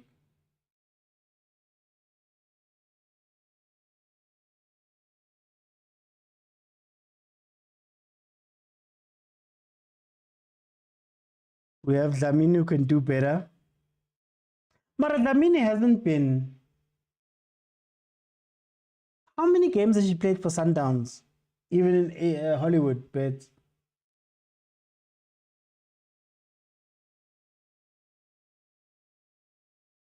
No, they're there, agent. She's on the bench. She's there.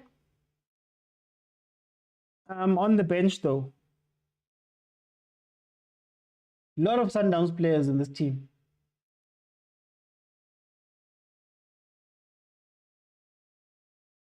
Isn't Libitzo injured?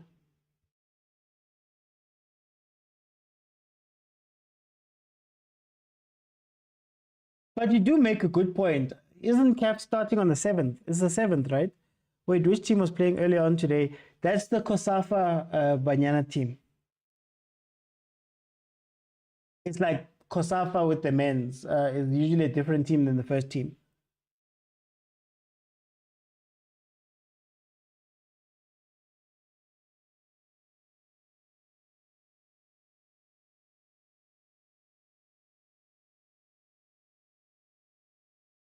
The way our defense is in 6s and 7s. Oh. Yo.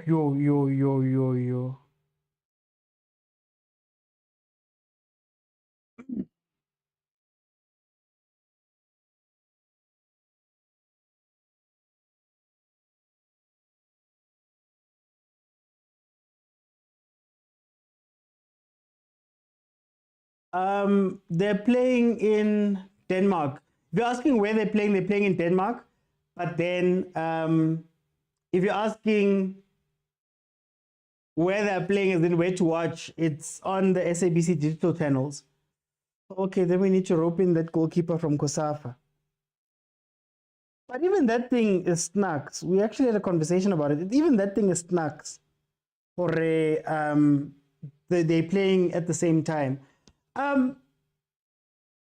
The African, it was meant to be sort of like a place where fringe players could play. So in the Bafana sense, when we have Kosafa games, we usually send, Hellman is now the coach of that team. It's like the B team, the C team actually, because the B team of Bafana doesn't necessarily play. Usually what we do is we play our locally based players for Bafana in those games. This one, I guess they're starting to use it as some of the younger players who are coming up. So a lot of the girls who are playing there are like under 20.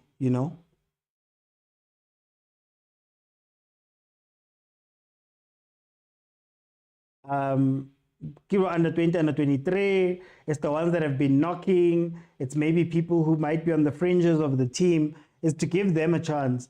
But we don't have enough of those games, honestly.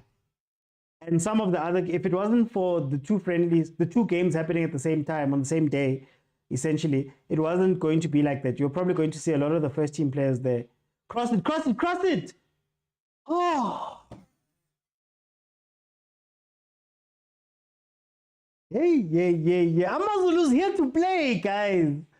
Amazulu's here to play.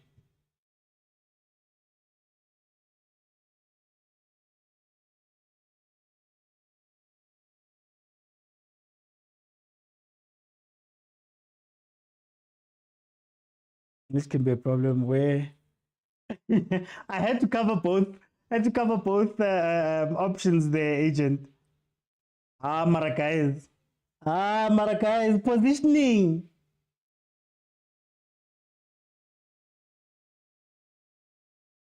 What's frustrating me about this game is the basics. That's what's frustrating me about the Banyana game. It's the basics, man.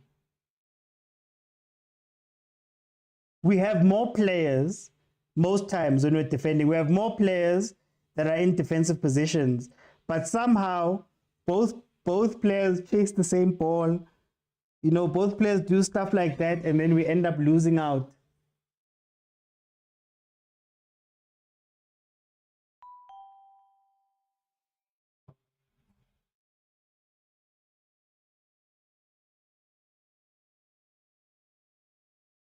Corner Pirates. Okay, put together some passes. Unox, man. Unox, just Lisa, guys. Oh, what a ball. Amazulu almost taking the lead there.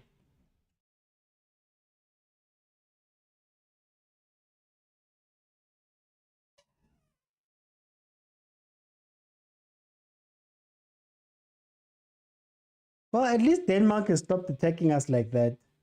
89th minute. We're only 22 minutes into the Pirates game, 89 minutes into the Banyana game.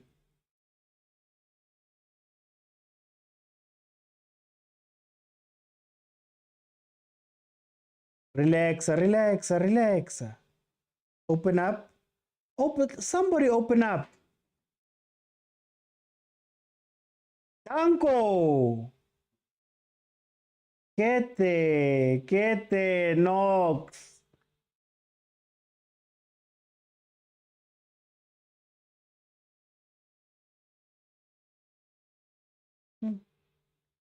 Defense.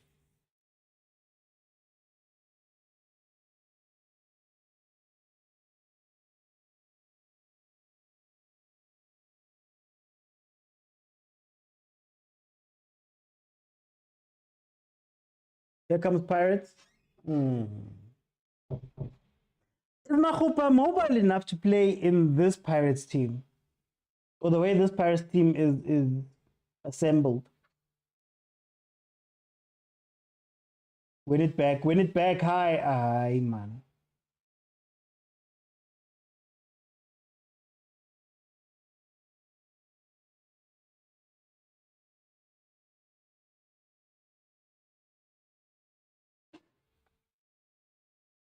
Okay, Kalen, play it out, please.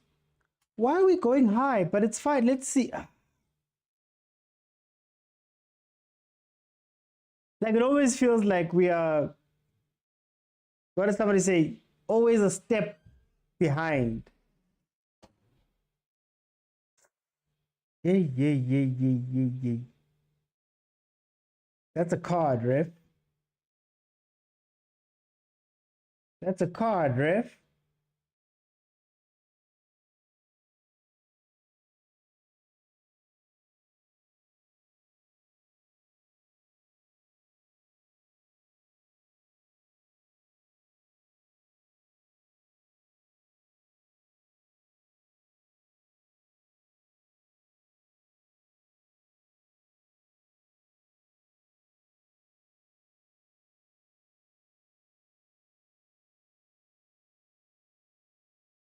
The Pirates calming the game down a little bit there. He telegraphed that pass. Jawena.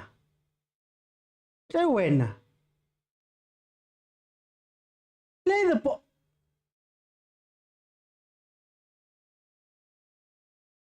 Pirates to win. I saw some bets in the group. MK. Pirates should win. Let's put it like that. Pirates should win. 6 minutes added on to the game, yeah. Denmark and Banyana.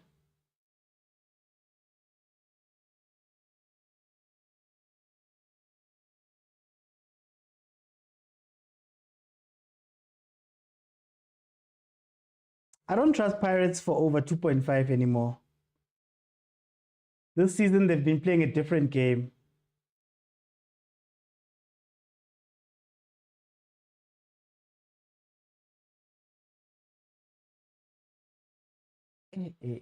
Imagine Pirates lose out on Van Rooyen. Is Van Rooyen injured? But I guess you've got Libito and Munyane. I don't know when Shandu, is that Shandu muscle pull, ne? Hopefully it's not a tear or a pop.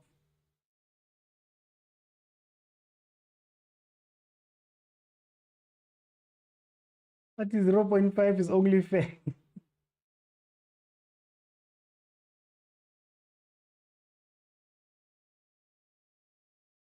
Who's defending?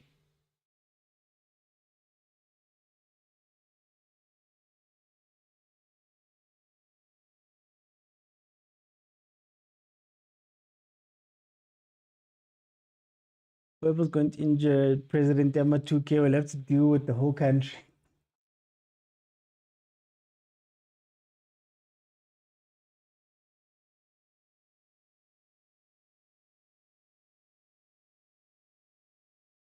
Hey, corner. Oh, Ghana corner is a goal. Corner Denmark. Oh, Kaylin coming out and winning the ball.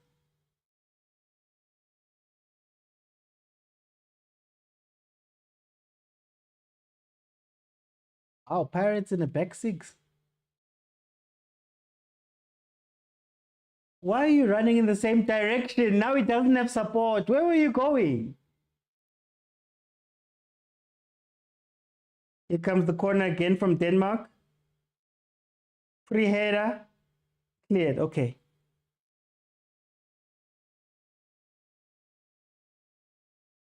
I always confuse Marco and Londlo. I don't know why.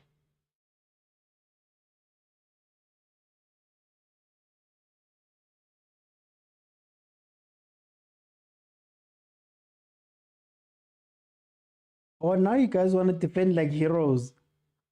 Extra time, we lose a 5-0.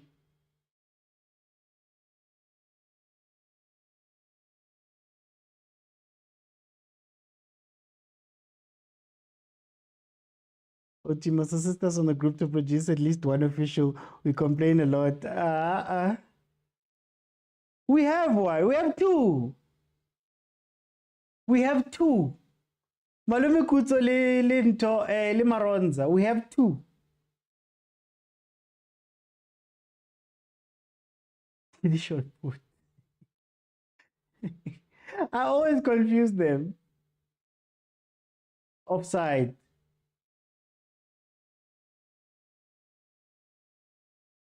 Hi guys, there we go. Banyana game has finished. Hey, we lost 5-0. We lost 5-0. Yo. Fucks, man. But declaring. I'm gonna let in a couple of people. I don't know if Masi is still here. And the others, so that you can have a conversation about this game that went completely left.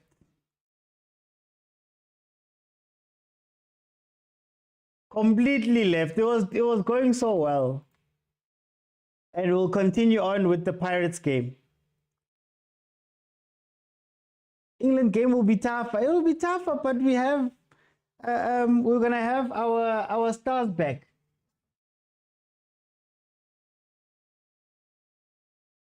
Hey! Ha ha!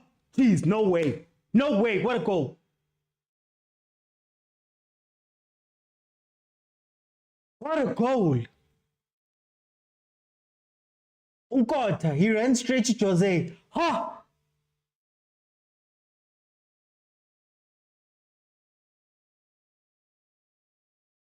No, that thing was beautiful. That thing was beautiful.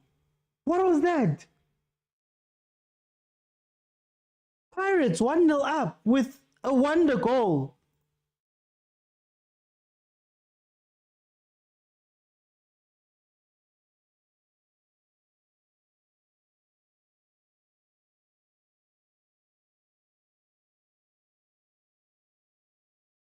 No, guys, but legit, that goal was beautiful.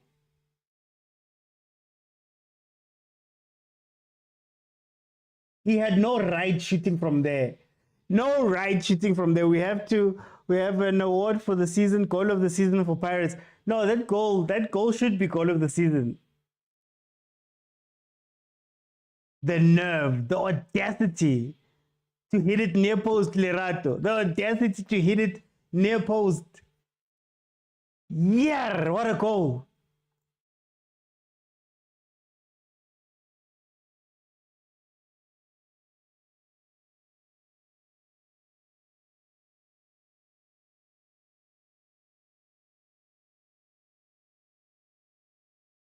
Tim, I love how he ran straight to the coach. I love how he ran straight to the coach. I love how he ran straight to the coach. That was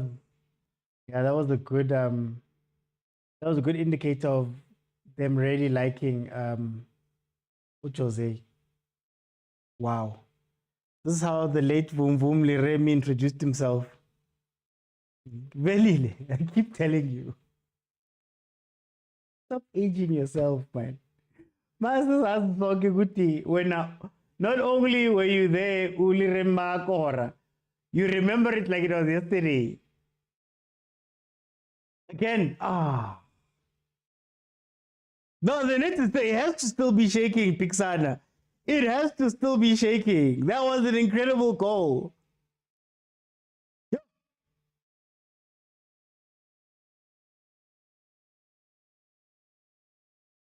Usually that one goes far post. Usually you go far post with that one. I agree.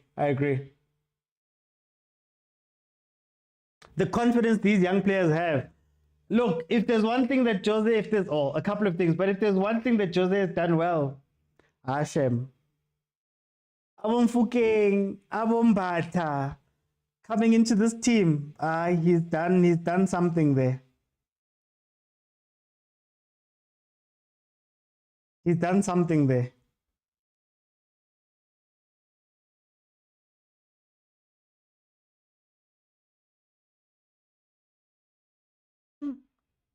Is Amazulu looking for their fourth loss?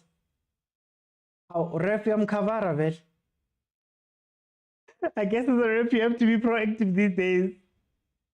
This ref held Mfuke and encouraged a UFC fight. I've never seen Jelly do that, eh?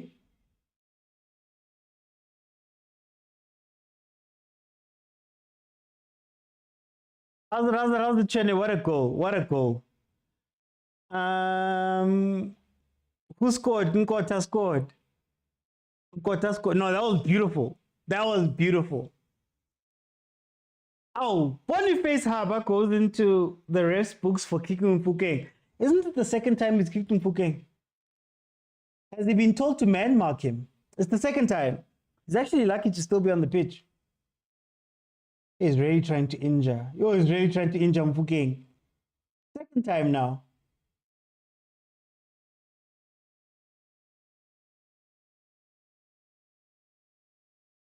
How's it, Murise?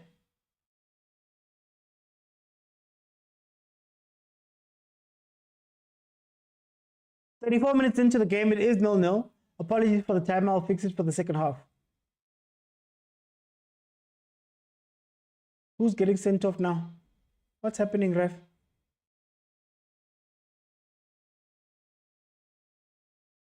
Jose Rivera has just caught a yellow card for himself too.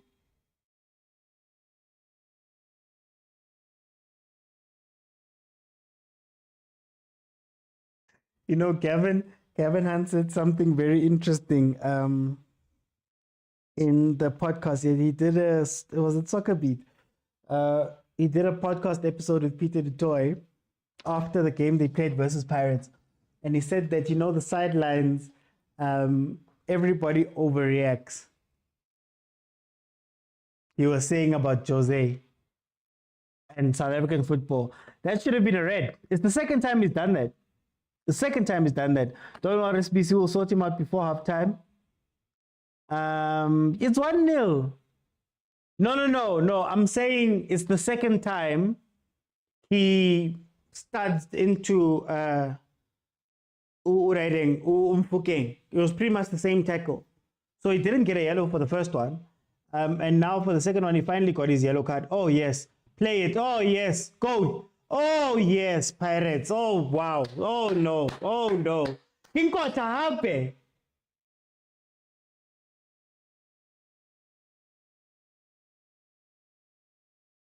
No. Oh, what a play. Oh, Amazulu. Oh, what a play. Kinkota hape. Ufukeng with the assist. Yo. Whoa. Zwadi must think something. We need a review committee on serious offenses after the game, says Musa.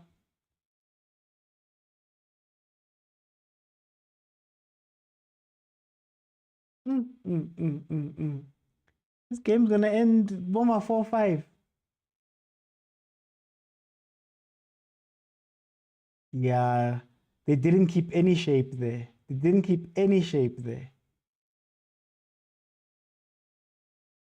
Mara, you know Pirates is dangerous on the counter. What is your center back doing in the middle of the pitch? Chasing a ball. This is what Golden Arrows did when they caught 7. What is your center back and your other players doing chasing a ball in the center? Where are your center mids to go and deal with that ball? Okay, he's not selfish. Kota Ujabatu. We are cooking, says Hauser. That Haba saw this coming. Can't wait for the derby, says Hauser. Hat-trick loading, says Ulirato. Flockster says, I'm seeing 5. Building from the back, says Crazy T. Kota's cooking. Mangova better not relax. Pirates are strong competition indeed this season. I was in time. Kajeno, akina team. Ki rate la bola. Kajeno, akina team. We want Chiefs now, says Ellis Mashaba. Nazo. Hey. We are zooming everyone. My predictions work when I don't bet, says Ulebza. I told you not to jinx yourself. K Comfort says, Kimo Mang Batar Tibang. Makesi.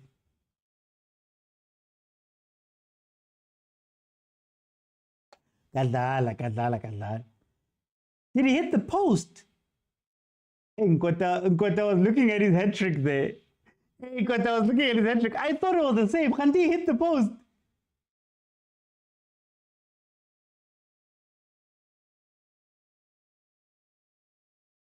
Hey. Imagine losing playing so nice. Gutlo Tabilo Fita Wutikuta. Kitabeti Polo. Goodness, welcome. Big Sana says, Lekote, we are happy. It's fully loaded, man. Ila makwata wama double story, triple story. Let me come back here. Like it says LS Mashawa. That is Ofori is seeing the biggest of flames, Lirato. The biggest of flames. Look at the positioning. The defenders are not even telling each other to keep a line.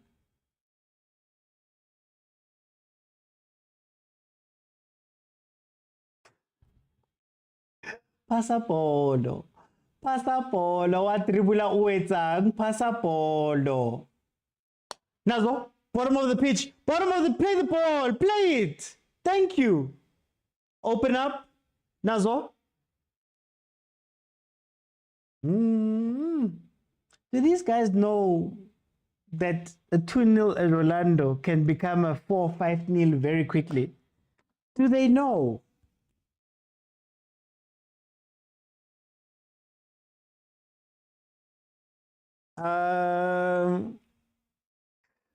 Quarters doing the most tonight. The boy's been coming to every. He deserves the goal, says MK. I don't like seeing this as Modise. Do you know? Like when I say that when Pirates is up for a game, dangerous as hell. The 2-0 will feel like a 4-0. It will feel like you're in a pressure cooker.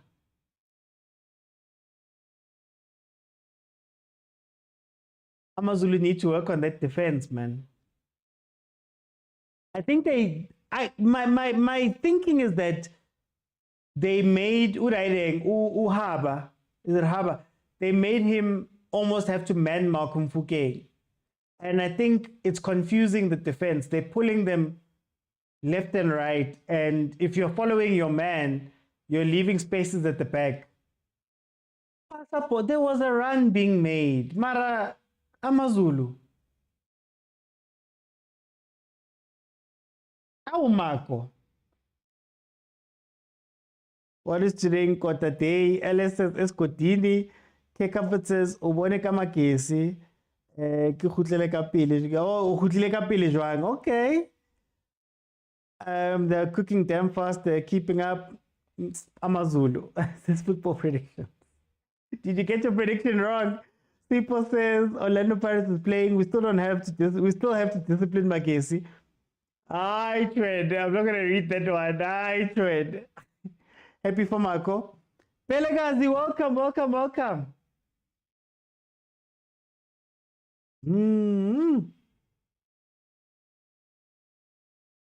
Amazulu is the only team that tries to play out from the back when they've got 7 players up top.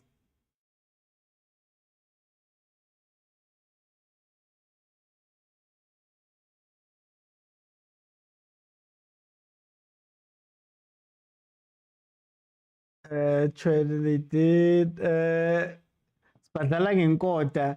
MK says Supersport must watch out for you guys. Pelagas says, who's next?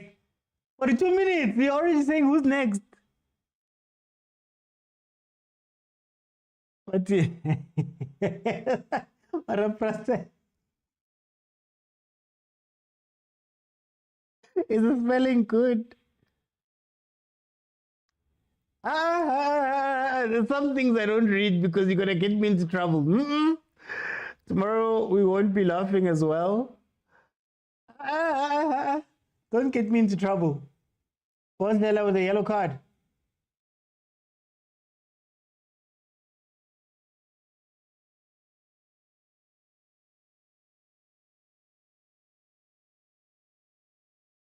Tomorrow we forget and focus on the next game. How is Paris playing 4 out of 5 games at home? It's the schedule. I think the scheduling, they had to make it easier for Sundowns and Pirates, the CAF teams, I'd assume. Who's going to blink first, Pirates or Sundowns? It's still too early to tell. Pirates look like they're doing something different. Mangoba has been winning for sure, but they give chances away a lot. So I don't know who's going to blink first. It's still very early. Sundowns usually doesn't blink.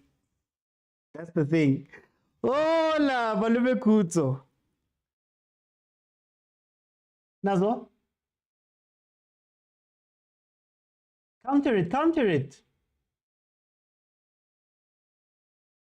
Look at the defense. Watch the defense. They're not talking.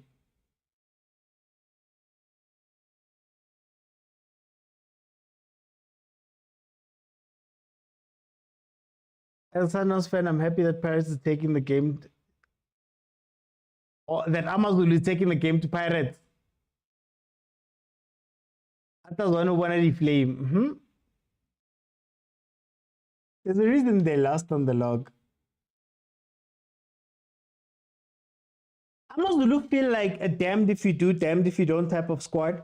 I don't think they play particularly badly, but where they take, you can take advantage of them. And the moment you take advantage of them, they start doing things wrong. If you remember the game that they played versus Sundowns, where they were leading at some point, not leading, Sundowns was leading, and then the Pirates, Amazulu only started playing better in the second half. I think it's one of those teams, man. And one of the players had said that they need to take accountability. I think it was Human who said they need to take accountability for the performances of the team. Guys, we're heading to halftime. Remember that at halftime, I let some people in and we have a conversation about this half and we go from there. Ow, Motaung CAF. 6 attempts, 2 on target. He also hit the cross. He also hit the upright. Yeah. The boy wants a hat trick. I meant to say Pirates is taking the game to Sundowns. Oh, okay. Draw against Kukune Stellenbosch, so they lose points soon, says Tyler. The first goal, the ball was. Hey, all I know is that goal was incredible. The goal that Nkota scored that's the goal of the season contender of RIP. OT, do the two coaches have a style of play? Does it merge? I don't think they've had enough time, to be honest with you. But the problem is, once your team is losing and you go down that, when the momentum starts building towards the losing, even just to break the players out of it mentally is tough. So they've got a hell of a job ahead of them. But if the defense does not speak, if that was Mabasa, that's a goal. Askabuli balume khutso how ke also be half time. Heaven. If Sundowns was playing with OT, would be saying how the teams aren't doing enough. Lebza.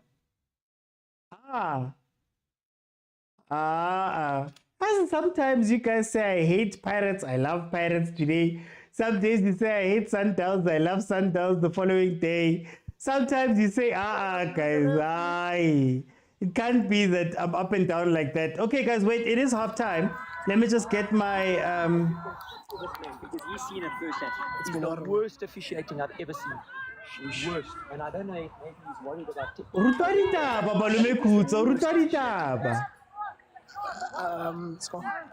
Score. 2-1 here. It's badness. Yeah, marawa. Okay, spot it. I work. Mute, malume kuskiri mute. Guys, we got a glimpse into what refs talk about. Let me give it to... Hey, malume Kuso, can you come in or should I just go? I'll give him a second. I think he's still talking there. Okay, we'll go to him. Tanden, welcome to the show. How are you? What's up, bro? How's it? I'm good. Tanden, 2-0. First half, how do you feel about the game? No, the game is how can I put it? The game was a bit balanced before the goals. I think from Pirates side, what we are doing different this season, we are not a team that plays good football in all circumstances. I think we have changed the mindset in terms of getting the result. No matter how we play, we are no longer getting more comfortable like we used to last season. If you remember, I think the past 2 games, Gamer Super Sport was not according to our strength in terms of ball playing, rotating, and then playing passes as well. So also this game of today, it's creepy. You can see everyone is just running around, and it's not that we are able to control the tempo of the game, but we are 2-0 up. So I think with that, we're gonna go miles, man. We're gonna go miles. And I'm just happy that the coach, the depth that we are talking about, sometimes you don't have to buy players. You have to believe in your own players. Giving Gota a chance, the boy is young. And I still think the coach should work on his finishing in terms of, because you can see sometimes it just takes shots wide unnecessarily. But Amazulu, if I was Uzwane, I was gonna, and then Villagas, I was gonna be a bit smart because they haven't got enough chance, of which is unfair for South African coaches in terms of getting the team into order. So I was going to just play a balanced football up until maybe we get a FIFA break. Then we can get some few weeks to work on the team because they haven't gelled well. I'm going to come back. Let me go to Pride. Pride. Okay,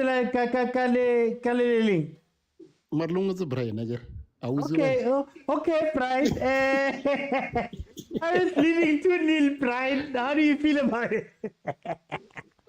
Obviously, I'm jealous. How is it, everybody? But how awesome was that goal? Yeah. Can we talk about that goal? Yeah. That goal. Ish. Marantam borang Amazulu Rome hene. Negiri itira planenya na yaro dronya na ba filele player na God's power. Not fela man. If we're being frank, there's nothing wow about this game besides the goal. And this kid, man, what that guy? All of a sudden, we read this second game in a row. We read does this boy like have more goals than Makopa? He said entire season. I don't think I've seen Makopa score red. Oh, he's got 3 goals. Also, one more to catch up to Makopa. Okay, no, okay. I got man. I don't know what's happening in Amazulu. I don't see much. We can see they're trying to play on the transition. Yeah, and with again, this kid, I have no words. I see a future Sundowns star. He's gonna fit well, Shem. Like we like them young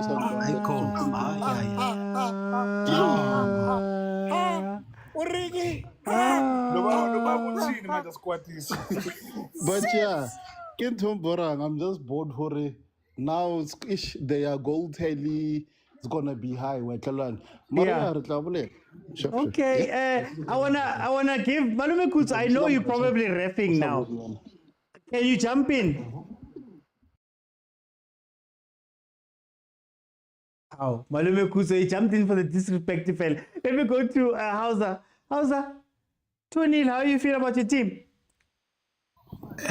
OTA, you know, when I'm sitting here, I'm shocked. Where does this boy come from? I'm asking the same question, Lynn. Otara guy. Where does he come from? You remember, OT, one of the conversations we had last year, if I'm not mistaken, early last year? Yeah. We said if we want to see football succeed in South Africa, we must trust the young players. And months later, new season, and we're looking at Bongota trusting himself. You know, I was talking to someone, I think it was here, CAF final against Stellenbosch, that what's his name? What really did showed that he understands football. You know, that quick play. Now you see Nkota Lena looking around, he does not trust the players he has around him, he takes their shot. It reminds me of that Vincent Kompany goal. Yeah. The brain, I kept saying, pass. And he took that shot, you know. It shows leadership, it shows confidence, you know. And these are the things that you want to see in young players, you know. You don't wait for them to turn 25 before you say, first team, we trust you. You trust them while they're still young. Look at Ray, he's such an influential player. The way, what's his name, was kicking him, that was supposed to be a red card. Yeah. And we only see those things when you know, those kind of challenges against big players. You know, my entire thing here is that it's an okay game. I think it's Brian who said it. There's nothing special, but this is where you win league. This is where you win the league. With the games that you know that you're not gonna do anything fancy, you're just gonna score. You're gonna collect 3 points. You know, and it's kind of nice to see that we are also playing like that. We don't have to wait for something special to happen. And until that, you know, we remember we kept saying Pirates doesn't have that consistency thing. This is how you build consistency. Doesn't have to be special every day. You just have to score goals, 3 points, you move on. Okay. I'm gonna come back. I'm gonna come back. Let me go to Vusi. Vusi, welcome to the show. How are you? I'm good, thanks, and yourself, OT. And good evening to the guys as well. Hey, minangbono munyu Vusi lapa, who's struggling right now. But anyway, Vusi, tell me, how do you feel about this game? OT yazi inkinga yami i-one. Amazulu bafire a coach ne. Yeah. And they go and fetch the two guys. When have you ever seen Atazwane Enovosi nje that beside Amazulu? Because Atazwane was the first team coach with Chiefs, and then you take Vusi, who was the first team coach on the other side. Yeah. And the OT, before these guys can implement their style of play in the team, they have to sit down together, know each other before they can say, let's go to the players, understand the process. So they don't know each other. You can even see. So now the question is, whose style are we going to use when we play the game? Is it Atazwane's style? Is it Vusi's style? I'm like, at the moment, I'm confused. If I was an Amazulu supporter, I was going to question the management. If you bring the co-coaches, you need to bring the people that have the same philosophy. I don't think these two guys have the same philosophy. And I called it yesterday that Pirates will give them 3-0. There's 2 or 1 goal coming, OT. This game is very, very easy for Pirates, because if you look at Pirates, every time they go forward, they look like scoring. These boys are excited. And I would also like to thank Pirates for playing Mufukeng. Now, most of the teams now, they know that they look at Mufukeng and they say, okay, if Mufukeng can make it in the PSL, that means our youngsters can also play in the PSL. Yeah. So we'll see gradually the young players coming in, we understand. So I think OT, for Amazulu, they need to go back to the management, need to sit down and decide who do they want as a coach of the team. These co-coach things, for me, it doesn't work at all. Okay. Let me go to Madame Kutso. Are you with me, Madame Kutso? Hey, Mr. Otiziyabuyela. Yes. I'm mute. Rutari taba. Utari taba. Ba complain about skipping administrator di referee mo. Hey, Ziyabuya, I'm a semi-final. Now I'm a red card. Also, Mr. Ref. Hey, man. Hey. Anyway, Mr. OT, all I'm saying is, it's in a move Mr. OT. Seba release a bafana. Just when you think we've released the best, we release another one. Yeah. Osinaga move, Mr. OT. Mahongkota. What a story it would have been. Gubusha a hat-trick first half. Yeah. It would have been a nice one, Mr. OT, but I'm glad it didn't happen. Just so that he keeps his head on the ground or his feet on the ground. I couldn't push him, Mr. OT, but emotionally, kubona nje into ana iphumelele kanje na Mr. OT, because into mina ngiyazimisa Mr. OT, and I hope when that time comes,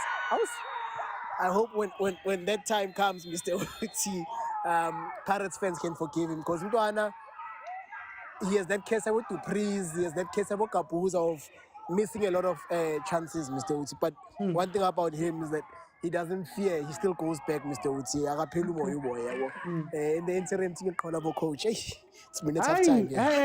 Some of our to the red card leading match what. Let me go to Mtane very quickly. Mr. Uti, they are beating each other up. They are beating each other up.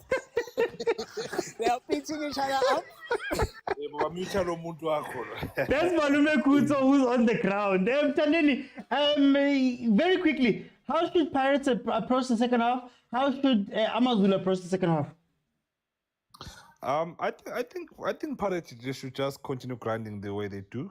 They mustn't go in terms of defensive or being defensive or anything. They must just continue. For Amazulu, I think what Zwane and then Vusi, what should they do is it is not about winning in this match. They just need to start working. They must just accept it to lose, but point out some positives on the game. Find ways in terms of how next game they're gonna approach. Start teaching some new not teaching some new tactics, but implementing some new philosophy in terms of being comfortable on the ball. I know they're not comfortable. The talent is not there, but let's just play some positives and see and get something positive out of this game. But to start and like when equalize Pirate, it's gonna affect them a lot. Okay. Score prediction very quickly. It's gonna be 3-0 OT 3-0. Okay, I don't know about you guys, Mara. I wanna watch match Kutso, man. Let me go to Brian. How should the two teams approach the second half?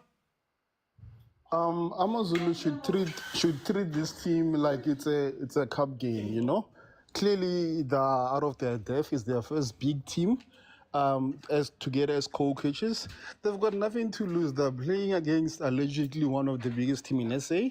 They're playing away from home, so they should just try and play as much as they can. Try different combinations, bring on their fringe players, and do as much as they can. Because I don't see them actually winning this one. But if they're serious, they can give us a draw, please. Okay. Let me go to Hausa. How should the two teams approach this game? You know what, Brian, he's trying to press some buttons here, but I'll calm down. Allegedly, imagine. But then, Pirates, let me start with Amazulu. As everybody has said, it's their first game. They should not put that much pressure on themselves trying to be perfect. This is a marathon. I think the most important thing coaches and management must understand when you appoint someone, have a marathon eye view. Don't think it's a cup game, but trust them enough so that they can build. Don't let them work under pressure. But then Amazulu must, I think, defensively they must be careful. But going forward, they had that attempt that could have put them one goal ahead and would have frustrated Pirates. But then Pirates keep applying pressure. I'm seeing 5-4-0 at most. Yeah. Okay. They're beating each other. Wait. I just saw TP Mazembe shirt there at Orlando. Let me go to Vusi. Vusi, how should the two teams approach this game? I'll start with Pirates, OT. Pirates must just keep on what they've been doing in the first half and attack them. But Amazulu, the two coaches must respect Pirates. You go to Orlando, you respect Pirates. Pirates is a very big team. You can't go to their territory and go pound for pound with them. Let them sit back, absorb the pressure, catch Pirates on the counter. It's Sesane and CBC. So I don't think they are so fast. You sit back, absorb the pressure. Don't concede now. You've already conceded 2 goals. Sit back. Firstly, they must work on their defense. Sit back, defense, absorb the pressure, and catch Pirates on the counter. But the final score, I think it will be 3-0. Okay, no. Vusi, thank you so much, guys. 25K, and we continue on. I'll keep it open, and everybody who's in the queue can jump in, and we can have a conversation. So if you can get 25,000 likes, then I will open it. But also, man, I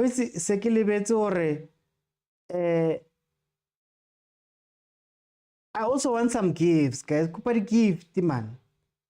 Kupari gift. Anyway, okay, here are my thoughts about this thing. I'm going to start with Pirates. I think Pirates have come out, and you can tell what Coach Jose is trying to do. Coach Jose played Umahopa so that the defenders can be pulled in. So he sucks them in, which makes space for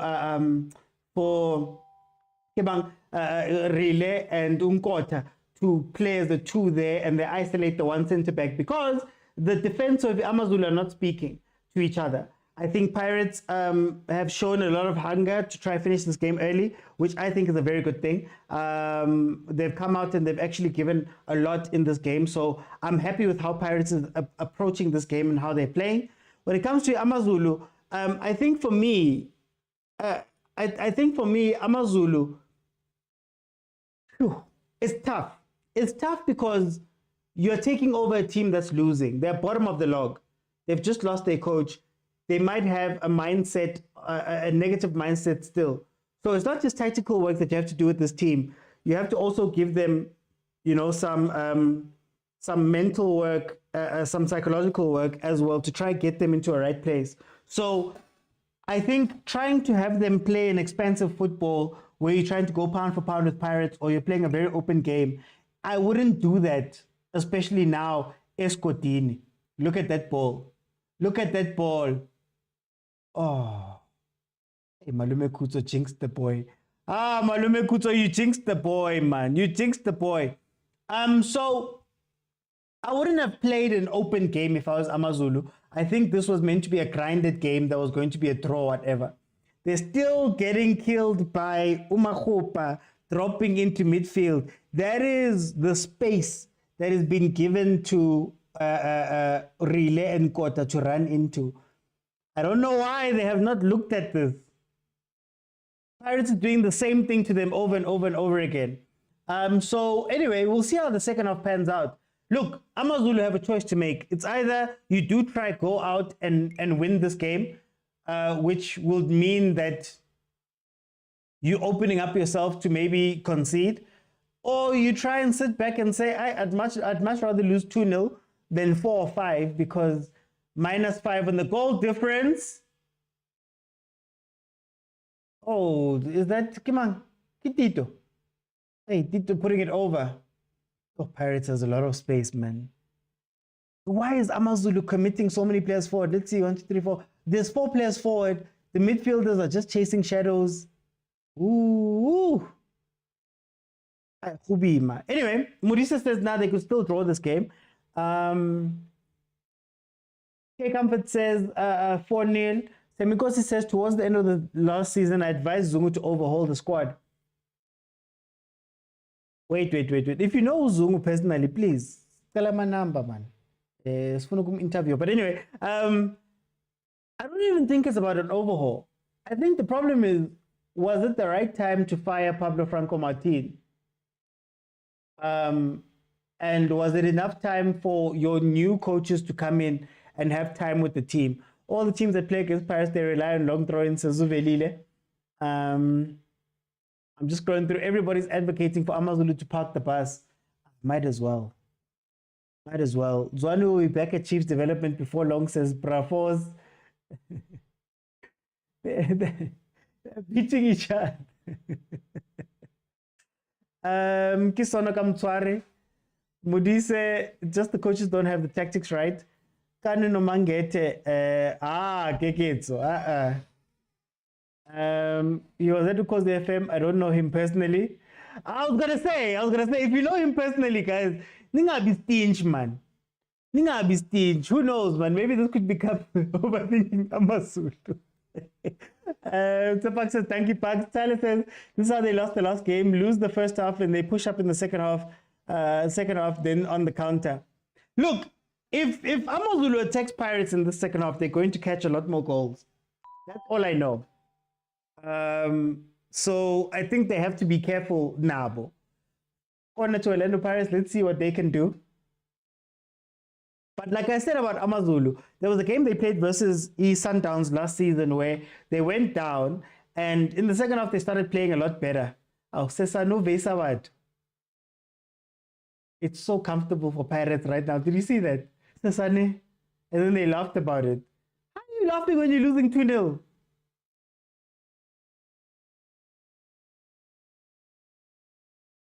Count on the wing, boy. Count on the wing. Yeah, you took all that time. Why? 4 Pirates jerseys, 1 striker. Why? When you have a guy right in front of you who's making a run. Yes, sometimes, guys, decision making. Look, you're pressing. 1 pass has now taken out 3 players. So there's 2 players, a player who's not marking anybody there. Oh, Mahopa.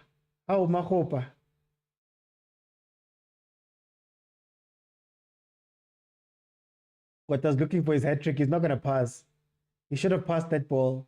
He's looking for his hat trick. You know that feeling when you earn 2 goals and you want that third one because you know the hat trick is right there. He was trying to make space for himself. He should have passed that ball. He should have crossed it back.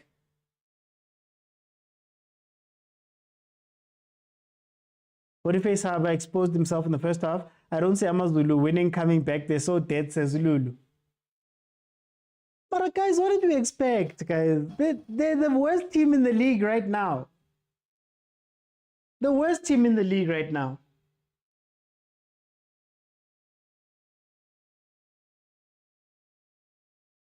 Pasa boy. Simplify it. Simplify it. Yeah, rather simplify it. Oh, what a pass. But. Oh, yes. Cut it back. Cut it back.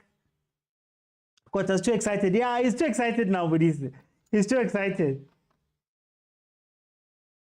How Tito? How Tito? Is that progressive, guys? What Tito did there? Is that progressive? Is that fine?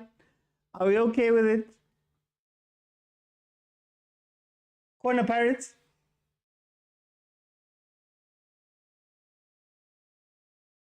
$25K, guys. 25K likes. And I see Papasi Khusbuda. I see Montana, Sugar Spice, and Wesh in waiting to jump on. But I need 25,000 likes. Tap the screen, it's free. Tata Scream, and we can keep this conversation going. He's seeing himself already in the front page tomorrow. That's one of the weaknesses sometimes, you know, when you do very well. It gets to your head. But I don't think Jose should take him out because that's an even worse confidence killer. Corner, Pirates again. Yes, and it. Let the poor child enjoy. Hey, Agent, there's a thin line between enjoyment and messing up. I have a well-balanced team, Amazulu. I think if they learn to play without the ball and be quick on the counter-attack. You know, people are saying Pablo Franco Martin was cooking. He's cooking something, Ali. He's cooking something in Devon. Oh, it's 25K. He's cooking something, Ali, go Devon. Now, I don't know, hey? Maybe the UEFA A license lied to us. Jose is faced with a difficult decision. Does he keep him on or take him off? Honestly, I would keep him on. To be honest, others dance on the ball and not provide. Hey, agent. Let me just get everybody on. Okay, let's see. Papa Tsehu, welcome to the show. How are you?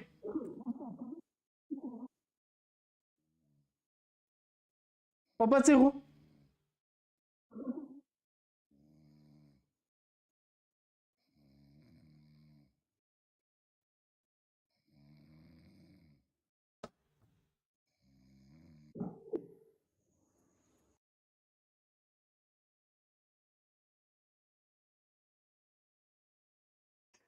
Okay. Let me go to Montana. Montana, how are you doing? Yeah, I'm good, OT. Oh, Chef, hey, Papa Tsehu had a long day, but hey, Montana, how do you feel about this game? Hey, OT, I didn't expect Amazulu to win this game. You've got Ofori, who's their former player. You've got Ben Motwari, former player. I think Brooks. He comes from their development. Yeah. You've got lots of Orlando Pirates, Amazulu players that are supporting Pirates. There's no fighting spirit and there's no organization on their team play, no movement. I don't know Brooks. It's different team to the team that was playing against Kaizer Chiefs. Yeah. Because when they are playing against Kaizer Chiefs, they concentrate on just few mistakes. Kaizer Chiefs didn't get a lot of clear chances after those goals, and they came back with everything. But on this game, it's different game. Pirates has got a lot of space. There's no pressing. There's no those touches. Yeah. The defenders. Mute mute, please. The midfielders are not connecting to each other. I don't know who's number 6, who's number 80. I don't see any pivot. I'm sure Ben Motsepe is their pivot. He just made a middle of the ball that's supposed to be cleared. Yeah. I don't know, maybe, but I won't blame the coaches because the coaches are already. We saw something. There's a guy who said this coaching is not working. It's working, guys. It's Are working. we? We saw it Sundowns. Sundowns. No. Go on. Sundowns have been winning the league for the 7th time in a row with co-coaches. We saw first it was Pitso Mosimane. He was first coach from Golden Arrows. He went there. They were successful. They win cups, even CAF. And Rulani Roman went to Pirates. He went to Cheaper. He came back. He was the first coach. He worked with we are too much. We like to label those the tactics and the formation and those things are just there. We too much give them credit more than the coaches that and the professional players that are there. Those players know how to play. So maybe it's too early. I would just say because one has just come in, maybe the players haven't buy into what the coach want from them. You can see there's no organization. OT, it's just a mess. It's just a mess. But what can I say? The last part, OT, it's Friday, and we all know the small teams who plays on Friday. We all know it's just chilling. Small team is playing. Sorry, Puti. You'll never see a big team playing on Friday. No. For time. Let me figure it out because the Paris is leading. It's been a quiet half so far. We want to keep. Let me not entertain the last comment from the previous speaker. Because I want to educate him, but again, we are not a sequel up. Pirates is playing CAF, so that's why it's playing on Friday because there are CAF games that are coming up. A bit of education, but again, a sequel up. OT, I Amazulu dead and buried, my brother. Amazulu, inkinga Amazulu yafana nenkinga iSupersport. Okay. Even if you can bring Jose Riviere to Amazulu, they'll still lose. Because simply they don't have the right personnel, they don't have the right resources. I don't like what I'm about to say. Most of their players are over the hill has-beens. Yeah.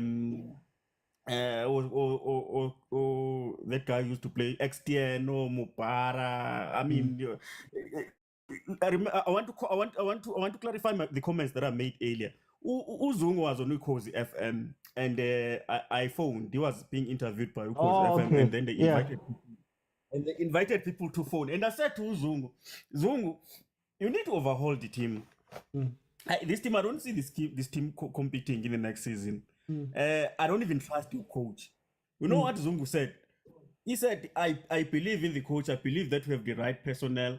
We have just signed, I think that time they had just signed Human. that guy Mpopo. I think Mpopo.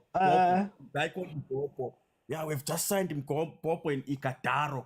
And those are the only positions that needed to be strengthening. And I said, Zungu, no. You are going to struggle. Mark my words, you are going to struggle. Yeah. You need to get new players. So it's I'm being vindicated. I hope they avoid relegation for Zungu's sake. I know most of the time he takes emotional decisions, but I think you need the right advisors. SuperSport Amazulu, their problems are beyond coaching. It's a plethora of problems that cannot be solved by coaching. Do you think that the coaching change was the right decision? And then do you think that the two coaches he brought in was the right thing to do? Coaching change, like I've said, you can bring Coach Jose Rivero because he's the only top coach in the PSL right now. Nothing is going to change. Even if that guy was allowed to stay longer than he did, Amazulu is still going to struggle. You can say, I love Zwan. I really like Zwan and Vusi. I like that combination, South African coaches combination. But it's going to be a mammoth task for them to change the situation. They really need to go into the market in January and get at least 4 good players. Coaching didn't make any impact like I expected. Their problems are much deeper than coaching. The thing is, but the question I want to ask you is, isn't this time maybe for them, maybe they should have gotten a relegation specialist coach? Like Umazinho. Umazinho, you know, maybe try and get, okay, about 10 tens have been taken, but you get what I mean? Those type of coaches, Ubambeje for this season, who play negative. I think you have a point, OT. Yeah, for them, the priority is to avoid relegation right now. I don't see them challenging for honors, for cups. I don't see them challenging for anything. I think the most important thing for them is to avoid relegation. Yes, they should have maybe got a coach who's been there, done that, like Mazinho, as you are saying. But it's difficult. It's difficult. NgesiZulu kuthiwa kumnyama sikhona ngesiZulu. That means you are in the house, but it's still dark. But nobody's home. No. Thank you so much. Let me bring it, Agent. 2-0. The game has calmed down. I mean, Paris doesn't have to do much right now. How do you feel about this game and how it's looking? Welcome. I'm good, man. How are you? I'm okay, my brother. Yeah, no. Let's correct a few things firstly.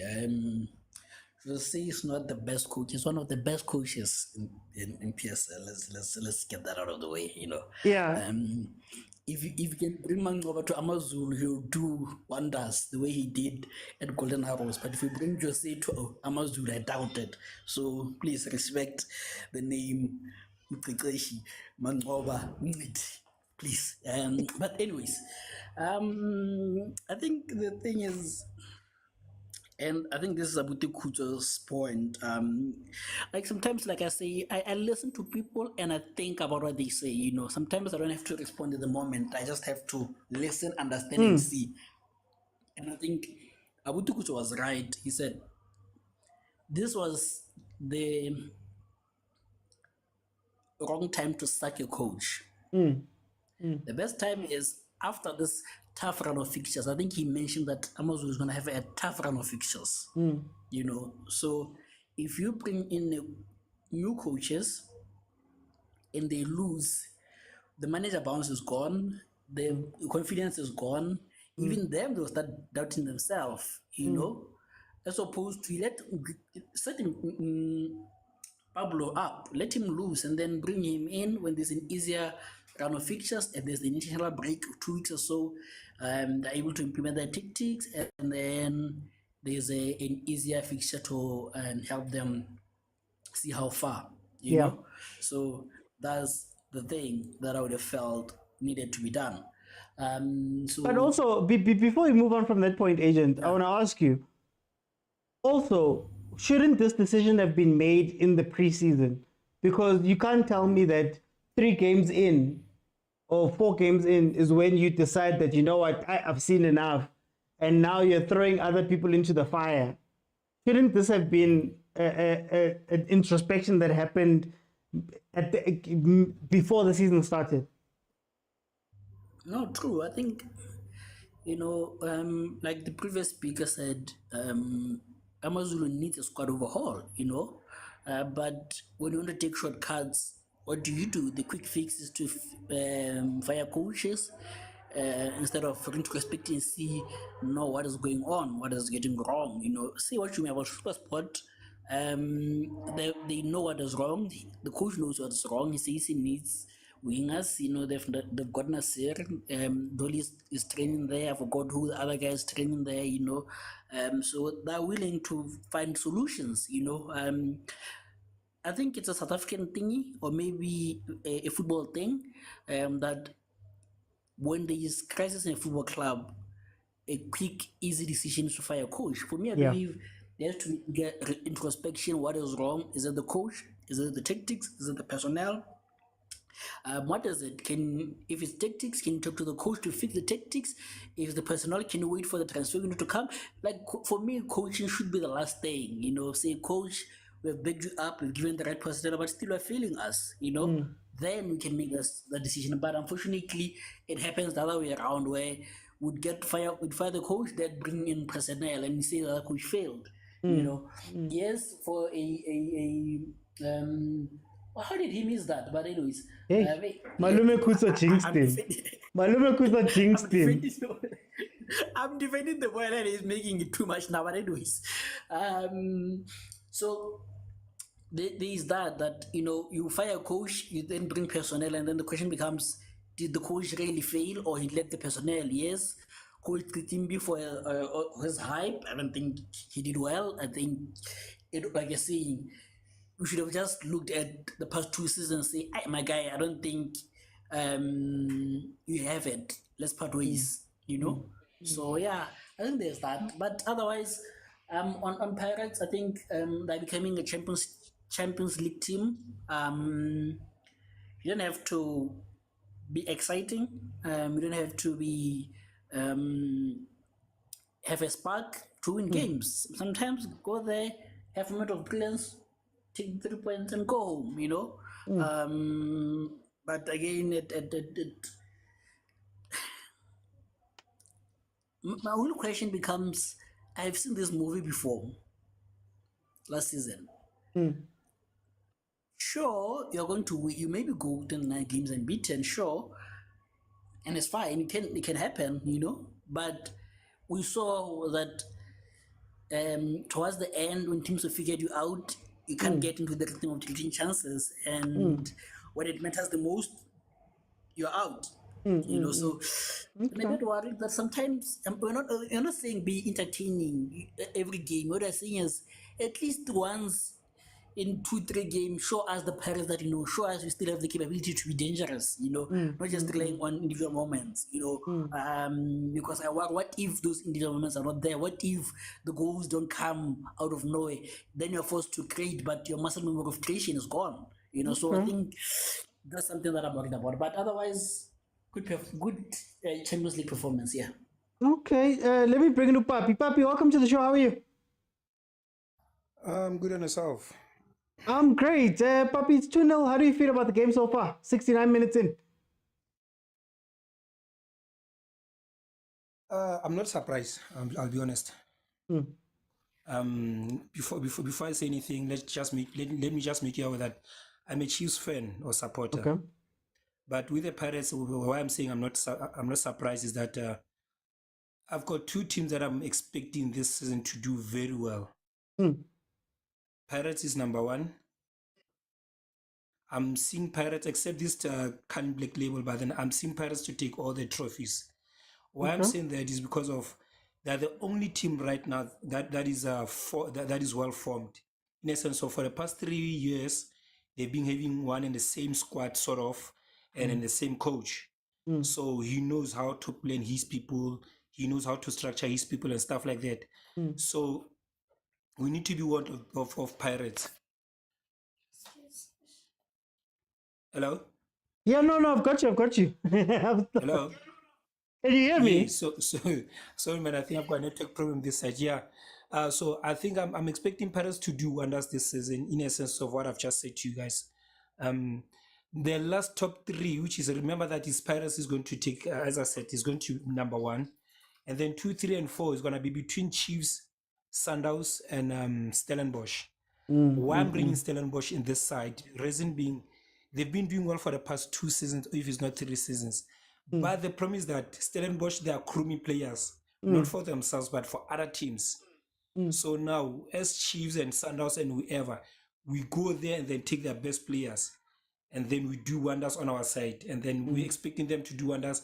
But they can't do wonders at the same time because their best players have been taken away.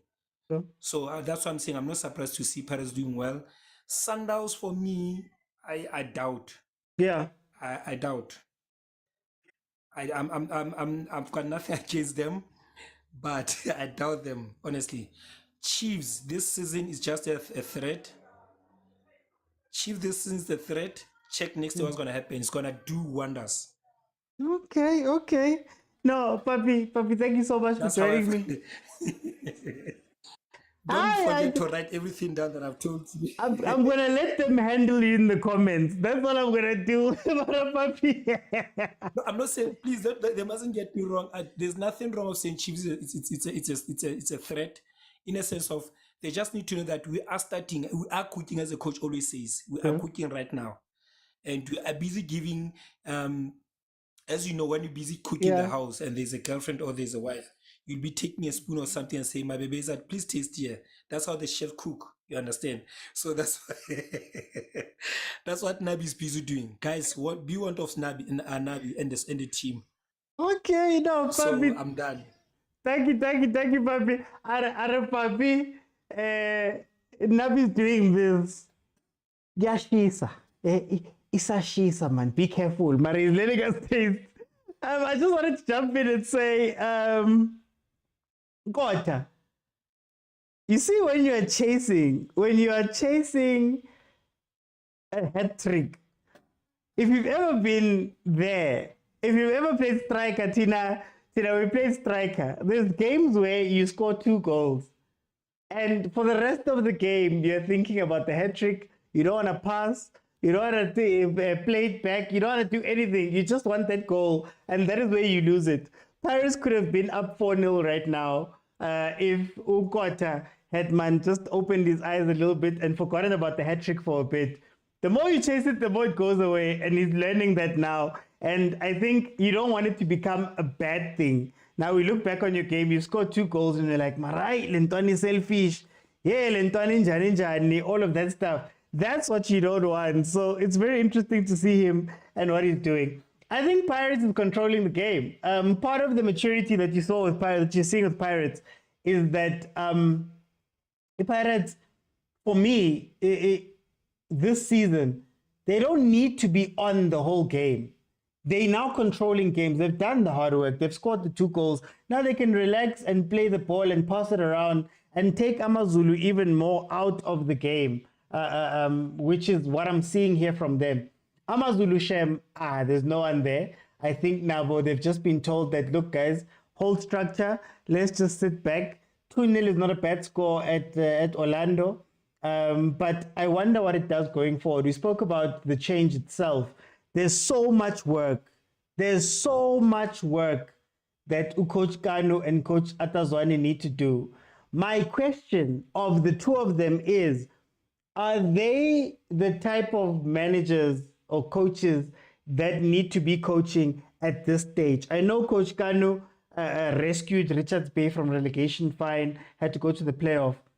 But isn't this a place where you bring in the isn't this the place where you bring in the specialists, where you bring in the guys where you go, you know what, I'm in the relegation zone. I don't need to play pretty. I don't need a style of play. I just need to grind out results at this point. That is what I think is needed now from Amazulu. Not this expensive play that they're trying to go and attack and doing all that stuff. Not now. Oh, Gilberto Ongala Vieira. Okay, that's interesting. Let me learn the next, guys. We are 75 minutes in. It is 2-0. Also. Mahopa put in a shift. Mahopa drags defenders to allow space for those 2 guys. I don't want it to go unnoticed. Mtandeni, 2-0. Changes have been made. How do you feel? Guys, please mute. If it's not your turn to speak, please mute. Rulani, please can you mute for me? Mshapile wede Rulani. I enjoy it on my hand.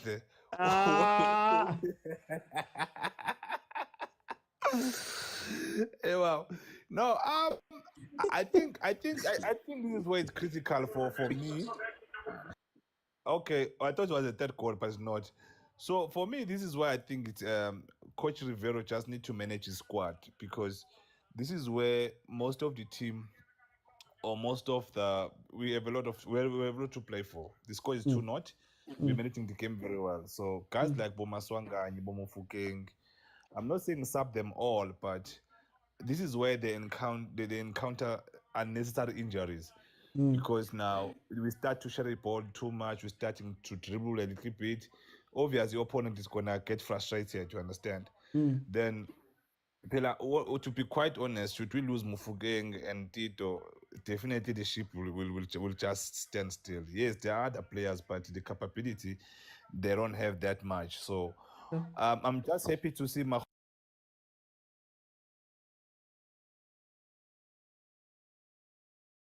Hey, people who get phone calls at night. Okay, let me do this. Let me go to CJ. CJ, with the normal account, welcome. Mr. OT and I must understand it's Friday. Ukupi, you understand those calls? Yeah, no, no way, Nala.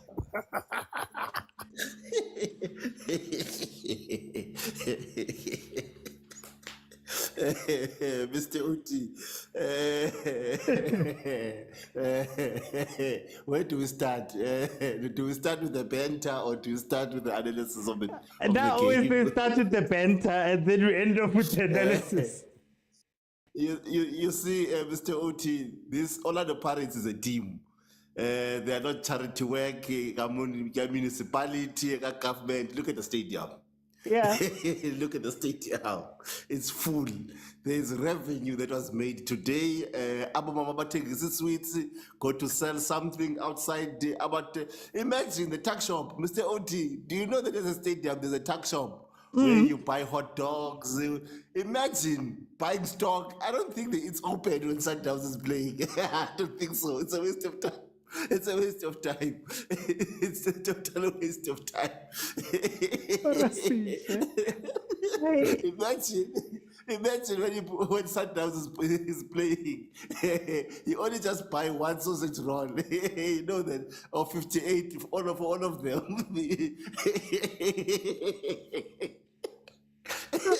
I'm gonna let them get you. I don't want to do anything.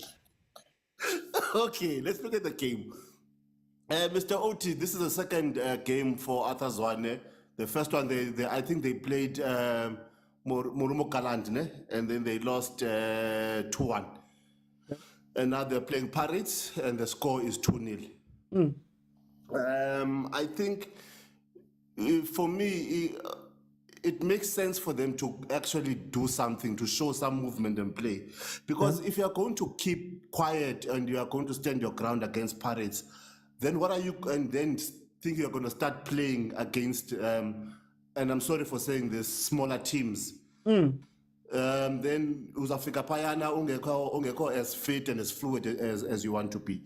It's good from time to time to go for the big boy and throw your punches so that you can understand the strength that you have when you actually meet teams that are supposed to be your own size. I don't think we are anticipating another top 5, top 6 from an Amazulu, but I think they do want to be away from the relegation zone so then they can start building a team to contest next season or to be compatible next season. Yeah. So if against Pirates, I'll make an example, if they can score against Pirates, then what's stopping them from scoring against Makesi, other teams, other smaller teams that are in the bottom 8 of the PSL, of the PSL. Or Betway, whatever you want to call it. So I get it. And if they can hold Pirates to a 2-1 game, I think that would be an awesome scoreline for them moving forward, Coach Arthur and CJ, don't you have to steady the ship, because it's just L's, man. I just see L. When I look at the record, it's just L's. Don't you need to steady the ship a little bit? Because I get you. How do you steady the ship? You have to steady. This is a way. This is a battle. This is how you steady the ship. You throw punches and you receive punches, and you steady the ship by first of all. Now they know. Now the linesman knows when the ball crosses the line, it's out. They didn't know the first half when that goal came in. But anyway, now they're well done. Thank you for whoever reminded them that when the ball crossed the line, it's out. Thank you, whoever reminded them. I think the linesman forgot. Hence is why there was the first goal. But anyway, back to what you were saying. You can only steady the ship if you throw the punch and you understand the impact of the punch that you've just thrown, and you receive the punch. But And how CJ, you s- but CJ, Yes. you have been punched and punched and punched. Now you're coming into this game. I understand throwing the punches, but can you imagine then losing this game on top of the whole momentum that you have? Doesn't that make it harder for Abo Coach Art? Instead of maybe go to Orlando, get your 1-1, your not even 1-1, your 0-0, get your 0-0, go back, then you can start getting the boys back in line, because there's a lot of mental work that has to be done as well here. But Oti, how do you get out of that losing mentality? You have Slowly. 0-0 at there's no Pirates. such thing. 0-0 There's at no- Pirates. We but played a must- defensive game. We lived life. We go into the next one. Now the boys have gone from losing. At least now we've got a little bit of something. Because this is going to be another loss. Then how do you know that you can attack if you don't attack Paris? Utateka when you're right. Utateka when you're right. Uskateka nje. With Paris that holds the ball 90% of the game, when are you going to attack? Don't need to attack yeah, against Pirates. You do. Paris must know that you are coming. They must have Yeah. chest pains that you are coming. Then you must lose at least saying, "Aish, you missed a goal. Aish, what a save. Aish, Yeah. China did this. Aish, the other one slides." At least lose doing those things. Losing and having men behind the ball the whole almost 90% of the 90 minutes. Yeah. And people have paid. It's not Sundowns game here. This is Pirates. People have paid 40 rands to come into the stadium. And when see you are Pirates putting men win. behind the ball, They paid for it to doesn't see matter. Pirates But guess win. what? Pirates is going to win, man. It doesn't matter. We know that it's going to win. This is Amazulu at the end of the day.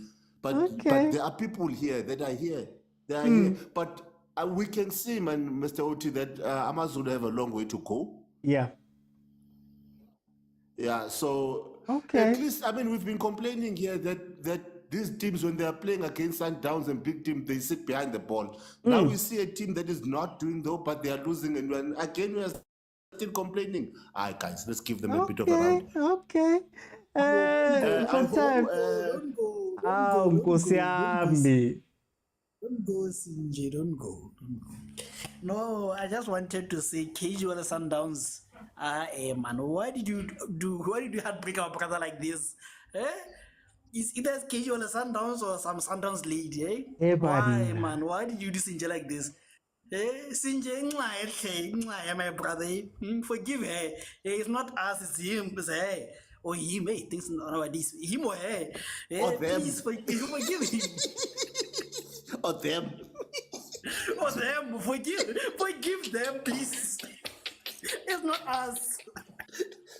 Agent, you see, Mr. Oti, you know when you are rich and then you come to the location with your sports car, and now you have to readjust yourself with this scope on Amajita, but you are used to caviar and asparagus. Now we are playing Sundowns. We are used to paying 100 rand a ticket. Now on November, we have to pay 40 rand so that we can accommodate Sundowns. This team. Please forgive them. Time out, guys. Time out. Yo, so they are beating each other. Anyway, Agent. Where did Agent go now? CJ, as a Yeah, former Sundowns coach, I cannot agree to you saying that. Wait, guys. Back on line. Let Darren go, and then I'll come to you, Rulani. Darren, 2-0. How do you feel about this game? Mina mfethu ngibonga ibhola elihle yabo. I know I'm a Kosi fan, but sometimes you have to look and ask yourself, is it football that's winning on the day, or is it tactics, or is it Amazulu against Pirates, or what is it? But sometimes you just have to give it and say, today Pirates played their best football that I've seen in a very long time.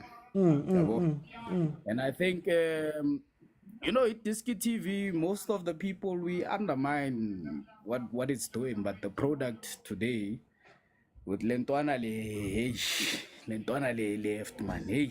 Yeah. Hainzima Lentwana. I think for the first time in a long time, I've seen total dominance from the Orlando Pirates. You can't really blame the Amazulu for what they've tried to do in the game. It was just total dominance. There's nothing that Amazulu could have done. You can see with the goals, you can see they have discipline at the back, they have discipline in the midfield, they try and contain the Pirates when they can. I think Pirates is winning most of the ball position in their half, not necessarily go half Amazulu. If you can look at those tiny technical details in the game, you can see actually Pirates is dominating, but they're dominating far from equally Amazulu. When they get a break, yes, they convert, but it's only 2-0. So in terms of the shape of defense, Amazulu, they're doing well. In terms of the midfield, they're doing well to prevent that ball position from crossing the line, So, but in terms of retaining the ball, I think Pirates has done exceptionally well, more than I've seen them do in the past, because usually Pirates, they want to get on the front foot all the time. They want to get to the strike as quick as possible, right? But I think if they're going to challenge for the league this time around, this is where they need to be good, controlling the game, controlling the composure, retaining the ball, recirculating the ball. I think those are the details that, when I look at the game, yes, Amazulu is outplayed, but if you look at the positives from Amazulu, they've tried to keep them playing more on their half than in terms of playing closer to the goal, Amazulu. And for development, football, idiskitv, I think we're starting to see the results. For me, I think we're starting to see the results. A lot of youngsters starting to come up, starting to show up. I mean, Lentwana Unkota, he doesn't look like he's playing for the first time, starting for the first time in the league. He looks like he's been playing. He looks like he's a pro, and we can make that example with Aborile. You can see, bruh, like, they're just fitting in like a glove, Okay. And I'm hoping to see more of that in terms of the league as it progresses, because that guarantees the future of this league. And I think Betway bought the league at the right time. They came into the league at the right time, because this brand of football, it's on time. I've got no negative. I've got no negative. In terms of time, but thanks for letting me come in. It's been such a long time, but no, you're always welcome. You guys are always welcome. It's 4 minutes added on, guys. 2-0 to Pirates. As far as the Pirates' performance, I think the nice thing about the Pirates' performance right now is that they were in control. Part of what you speak about in the game versus Supersport is that it became a ping pong. But with this one, they're controlling the game. They're holding the tempo. They're holding the ball. They've decided to take their foot off the pedal, which is another thing that shows a little bit of growth from the Pirates, that they're not allowing this game to become a tennis match, right? Kota. Hey, Shem. He tried until he was taken off. If he just showed some composure and passed the ball, maybe he could have still had a chance to go out and win, to go out and score the hat trick that he needs, but he couldn't. So unfortunately not. I think Pirates did very well in this game. Amazulu, there's a long way to go.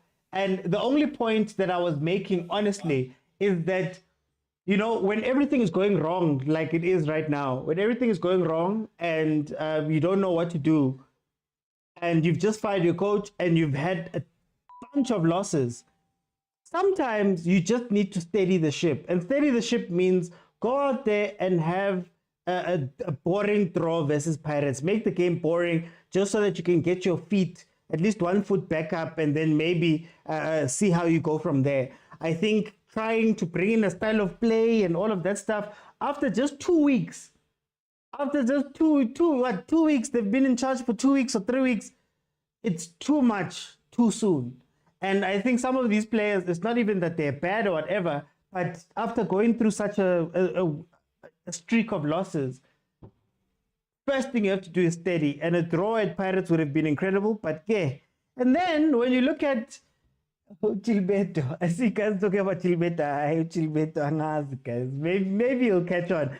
Montana, I'm going to give you a minute. What do you think? The game is over. It was over at first half. Pirates could have scored 10 goals here. Easy 10 goals. And they will regret it later because goal difference will come to the 2-1 to the 4 come the end of the season. It's good for football. The youngsters that it proves that when you've got a solid team, so it's easy to put those youngsters and it's easy for them to express themselves because we've got a team that is already structured. That's why those youngsters, you see them, they are coming in, they are adding a value on the team. It's good for South African football. And the big three teams, as you can see, Sundowns have got the likes of Mabenas and so on. The youngsters are coming in and are showing. You saw at Kaizer Chiefs the seasons before. We've got a talented youngster like Ngobo. Ngobo was supposed to be the next best number 10 in South Africa because he came when the team was declining at that time. So when Ngobo came up, the team was declining. There was no structure. Now you can see the Villagas this season. They are coming, raising their hands. Even at Pirates, even at Sundowns, I like what I'm seeing, the big teams and the competitiveness, because it's good that Pirates is leading the race on the log. We no longer, we want to see a competitive league in this season. Not that Sundowns win the league with 10-5 to matches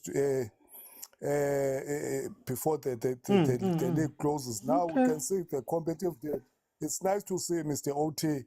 And the last part, I don't think Pirates have been challenged this season, because if you see the matches that have already played, they have been challenged. I want to see the team is going to challenge Pirates. They have been challenged, except that Magesi team.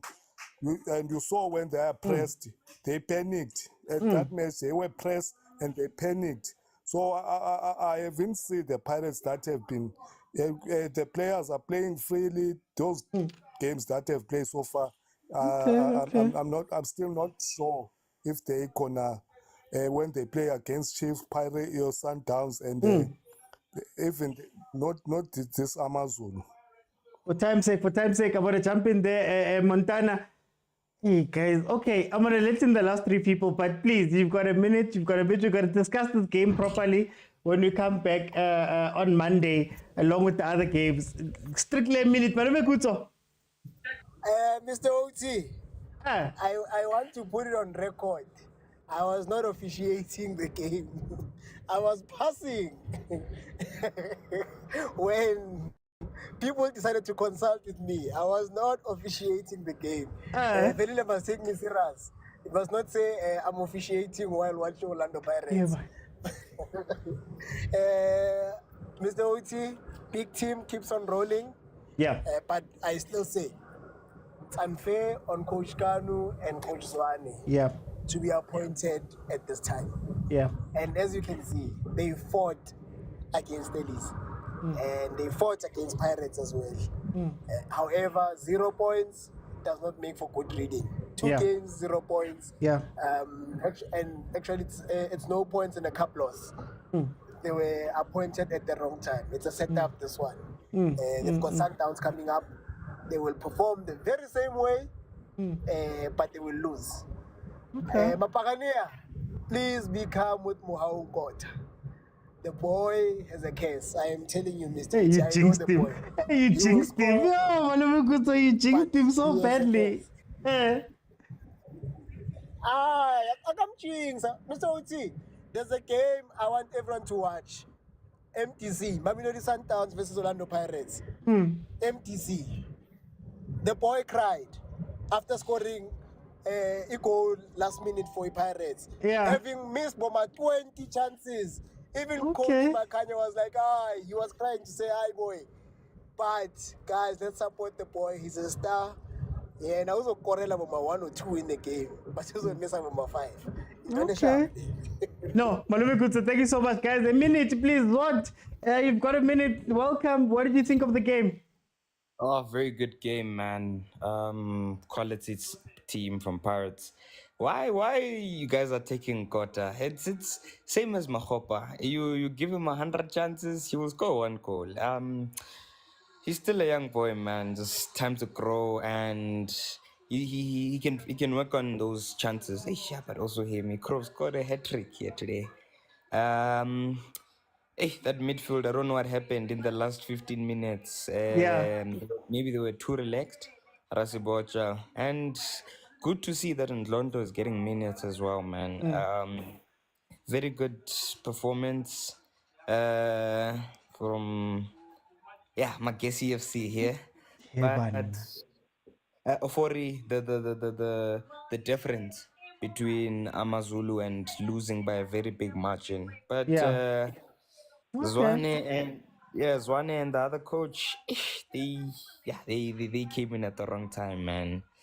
It's hell. It's like what's happening at Supersport. You have 2 big teams back to back. But I mean, time passes. We'll see. Maybe against Sundowns will be a different team. But yeah, we wait for the big team to play tomorrow. Thank you. Okay. Let me go to Wesley. Wesley, you've got a minute. Welcome. How did you feel about this game? Brother man, how are you? I'm good at you, my brother.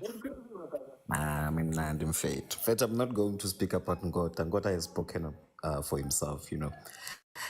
I am worried, my brother, about Sesane. Sesane, my ones on ones. When it's a V on V, I know, man. And I'm also happy to see Urile not playing his usual football as a side did. Him tucking in and playing almost in the middle, just behind the number 9. Oh man, this is so beautiful. The way he sees the pockets, the way that him and Kota are so gelling, man. It is so beautiful. It was so beautiful to watch. I'm just worried about really my back 3 there. I don't know how they can manage this thing, man. I just don't feel the combination of Sesane and CBC yet. I'm not feeling it. But I'm hoping it will change in time. Yeah, I'm not gonna be long, man. You're giving me a minute, so I should have suggested that already. No, thank you so much, Wesley. Guys, we're gonna cover these games properly on Monday. For those who are watching for the first time, the show is on every Monday to Thursday at 7 p.m. on YouTube and on TikTok. So feel free to come back. We're gonna break it down properly. We'll have panels and ask questions and we do all of that stuff. This is what I'll say. I think Mahopa is the unsung hero of this game. Mahopa pulled some defenders to allow Umfukeng Nonkota to have the spaces to run in behind centrally. It's something that is done a lot sometimes, or is done by Hugo Bruce. So I'm glad to see that. What I liked about this Paris performance is the control, right? I think against Supersport, it was still a back and forth, up and down, too much. But in this game, up to, I guess, the goal, they had controlled that game and they were in charge of the tempo and they were the ones. Amazulu wasn't getting many chances. Amazulu, again, a culprit of 2 things. A culprit for me of 2 things for me. Number 1, Amazulu has this thing where they play better when they are now down. When the chips are down, that's when they play better. So you're 2-0 down. It's very hard to come back to 2-2 or even win 3-2. But by the time you start playing, it's too late. The first half, they were all over the place. There wasn't a plan, really. I guess our coach Arthur, Coach Kanu, as we said, they play a progressive game. They want the guys to be fearless. Coach Kanu's teams are usually fearless, even when they're sitting in relegation zone. They push up, they were trying to put pressure on Pirates, but unfortunately that left them open at the back. They conceded 2 goals. They started playing better too late. That's number one. Number two, it's just the situation, guys. Once a momentum grabs you, it's very hard to break that pattern. Lose. The next game is probably going to be a loss. I think Coach Arthur and Coach Kano haven't had the time to be able to implement their own things. And I personally would have gone, if this is the situation, you would have gone with a coach that's going to be a caretaker coach, who's going to hold for a year, who's an expert at not needing a ton of things, but just needing to hold them and maybe give them some results here and there. But all that said, we're hoping that Coach Vilagazi and Coach Arthur can come up with something going forward, but they can't have performances like this. I would have maybe taken a 0-0 draw with Pirates and made it boring and defending. I know it goes against stuff that I've said before, but when you look at the team and where they are, you need to arrest the fall somehow. And it gets harder and harder to try change players' play and mind and all of that stuff if they just going out and losing. But anyway, guys, thank you so much for joining me. Tomorrow I'll be live for, I believe, the Chiefs match tomorrow, and then Sundowns is going to be played on Sunday. I will be live for those games. Please follow the content. I'm going to put out my thoughts about the game in about, let's say, an hour from now. It should be up on YouTube, where you can hear what I really think about the Banyana game and also this game that Paris played now. But thank you guys so much for joining me. Thank you to those that gave gifts. MK, Lulu, Montana, Kodani, Malume Kuto, Wendy, Papatse, Husweswe, Ausin Tabi. Thank you so much for the gifts. I'll see you then tomorrow, guys, for the Chiefs game. Bye, everyone.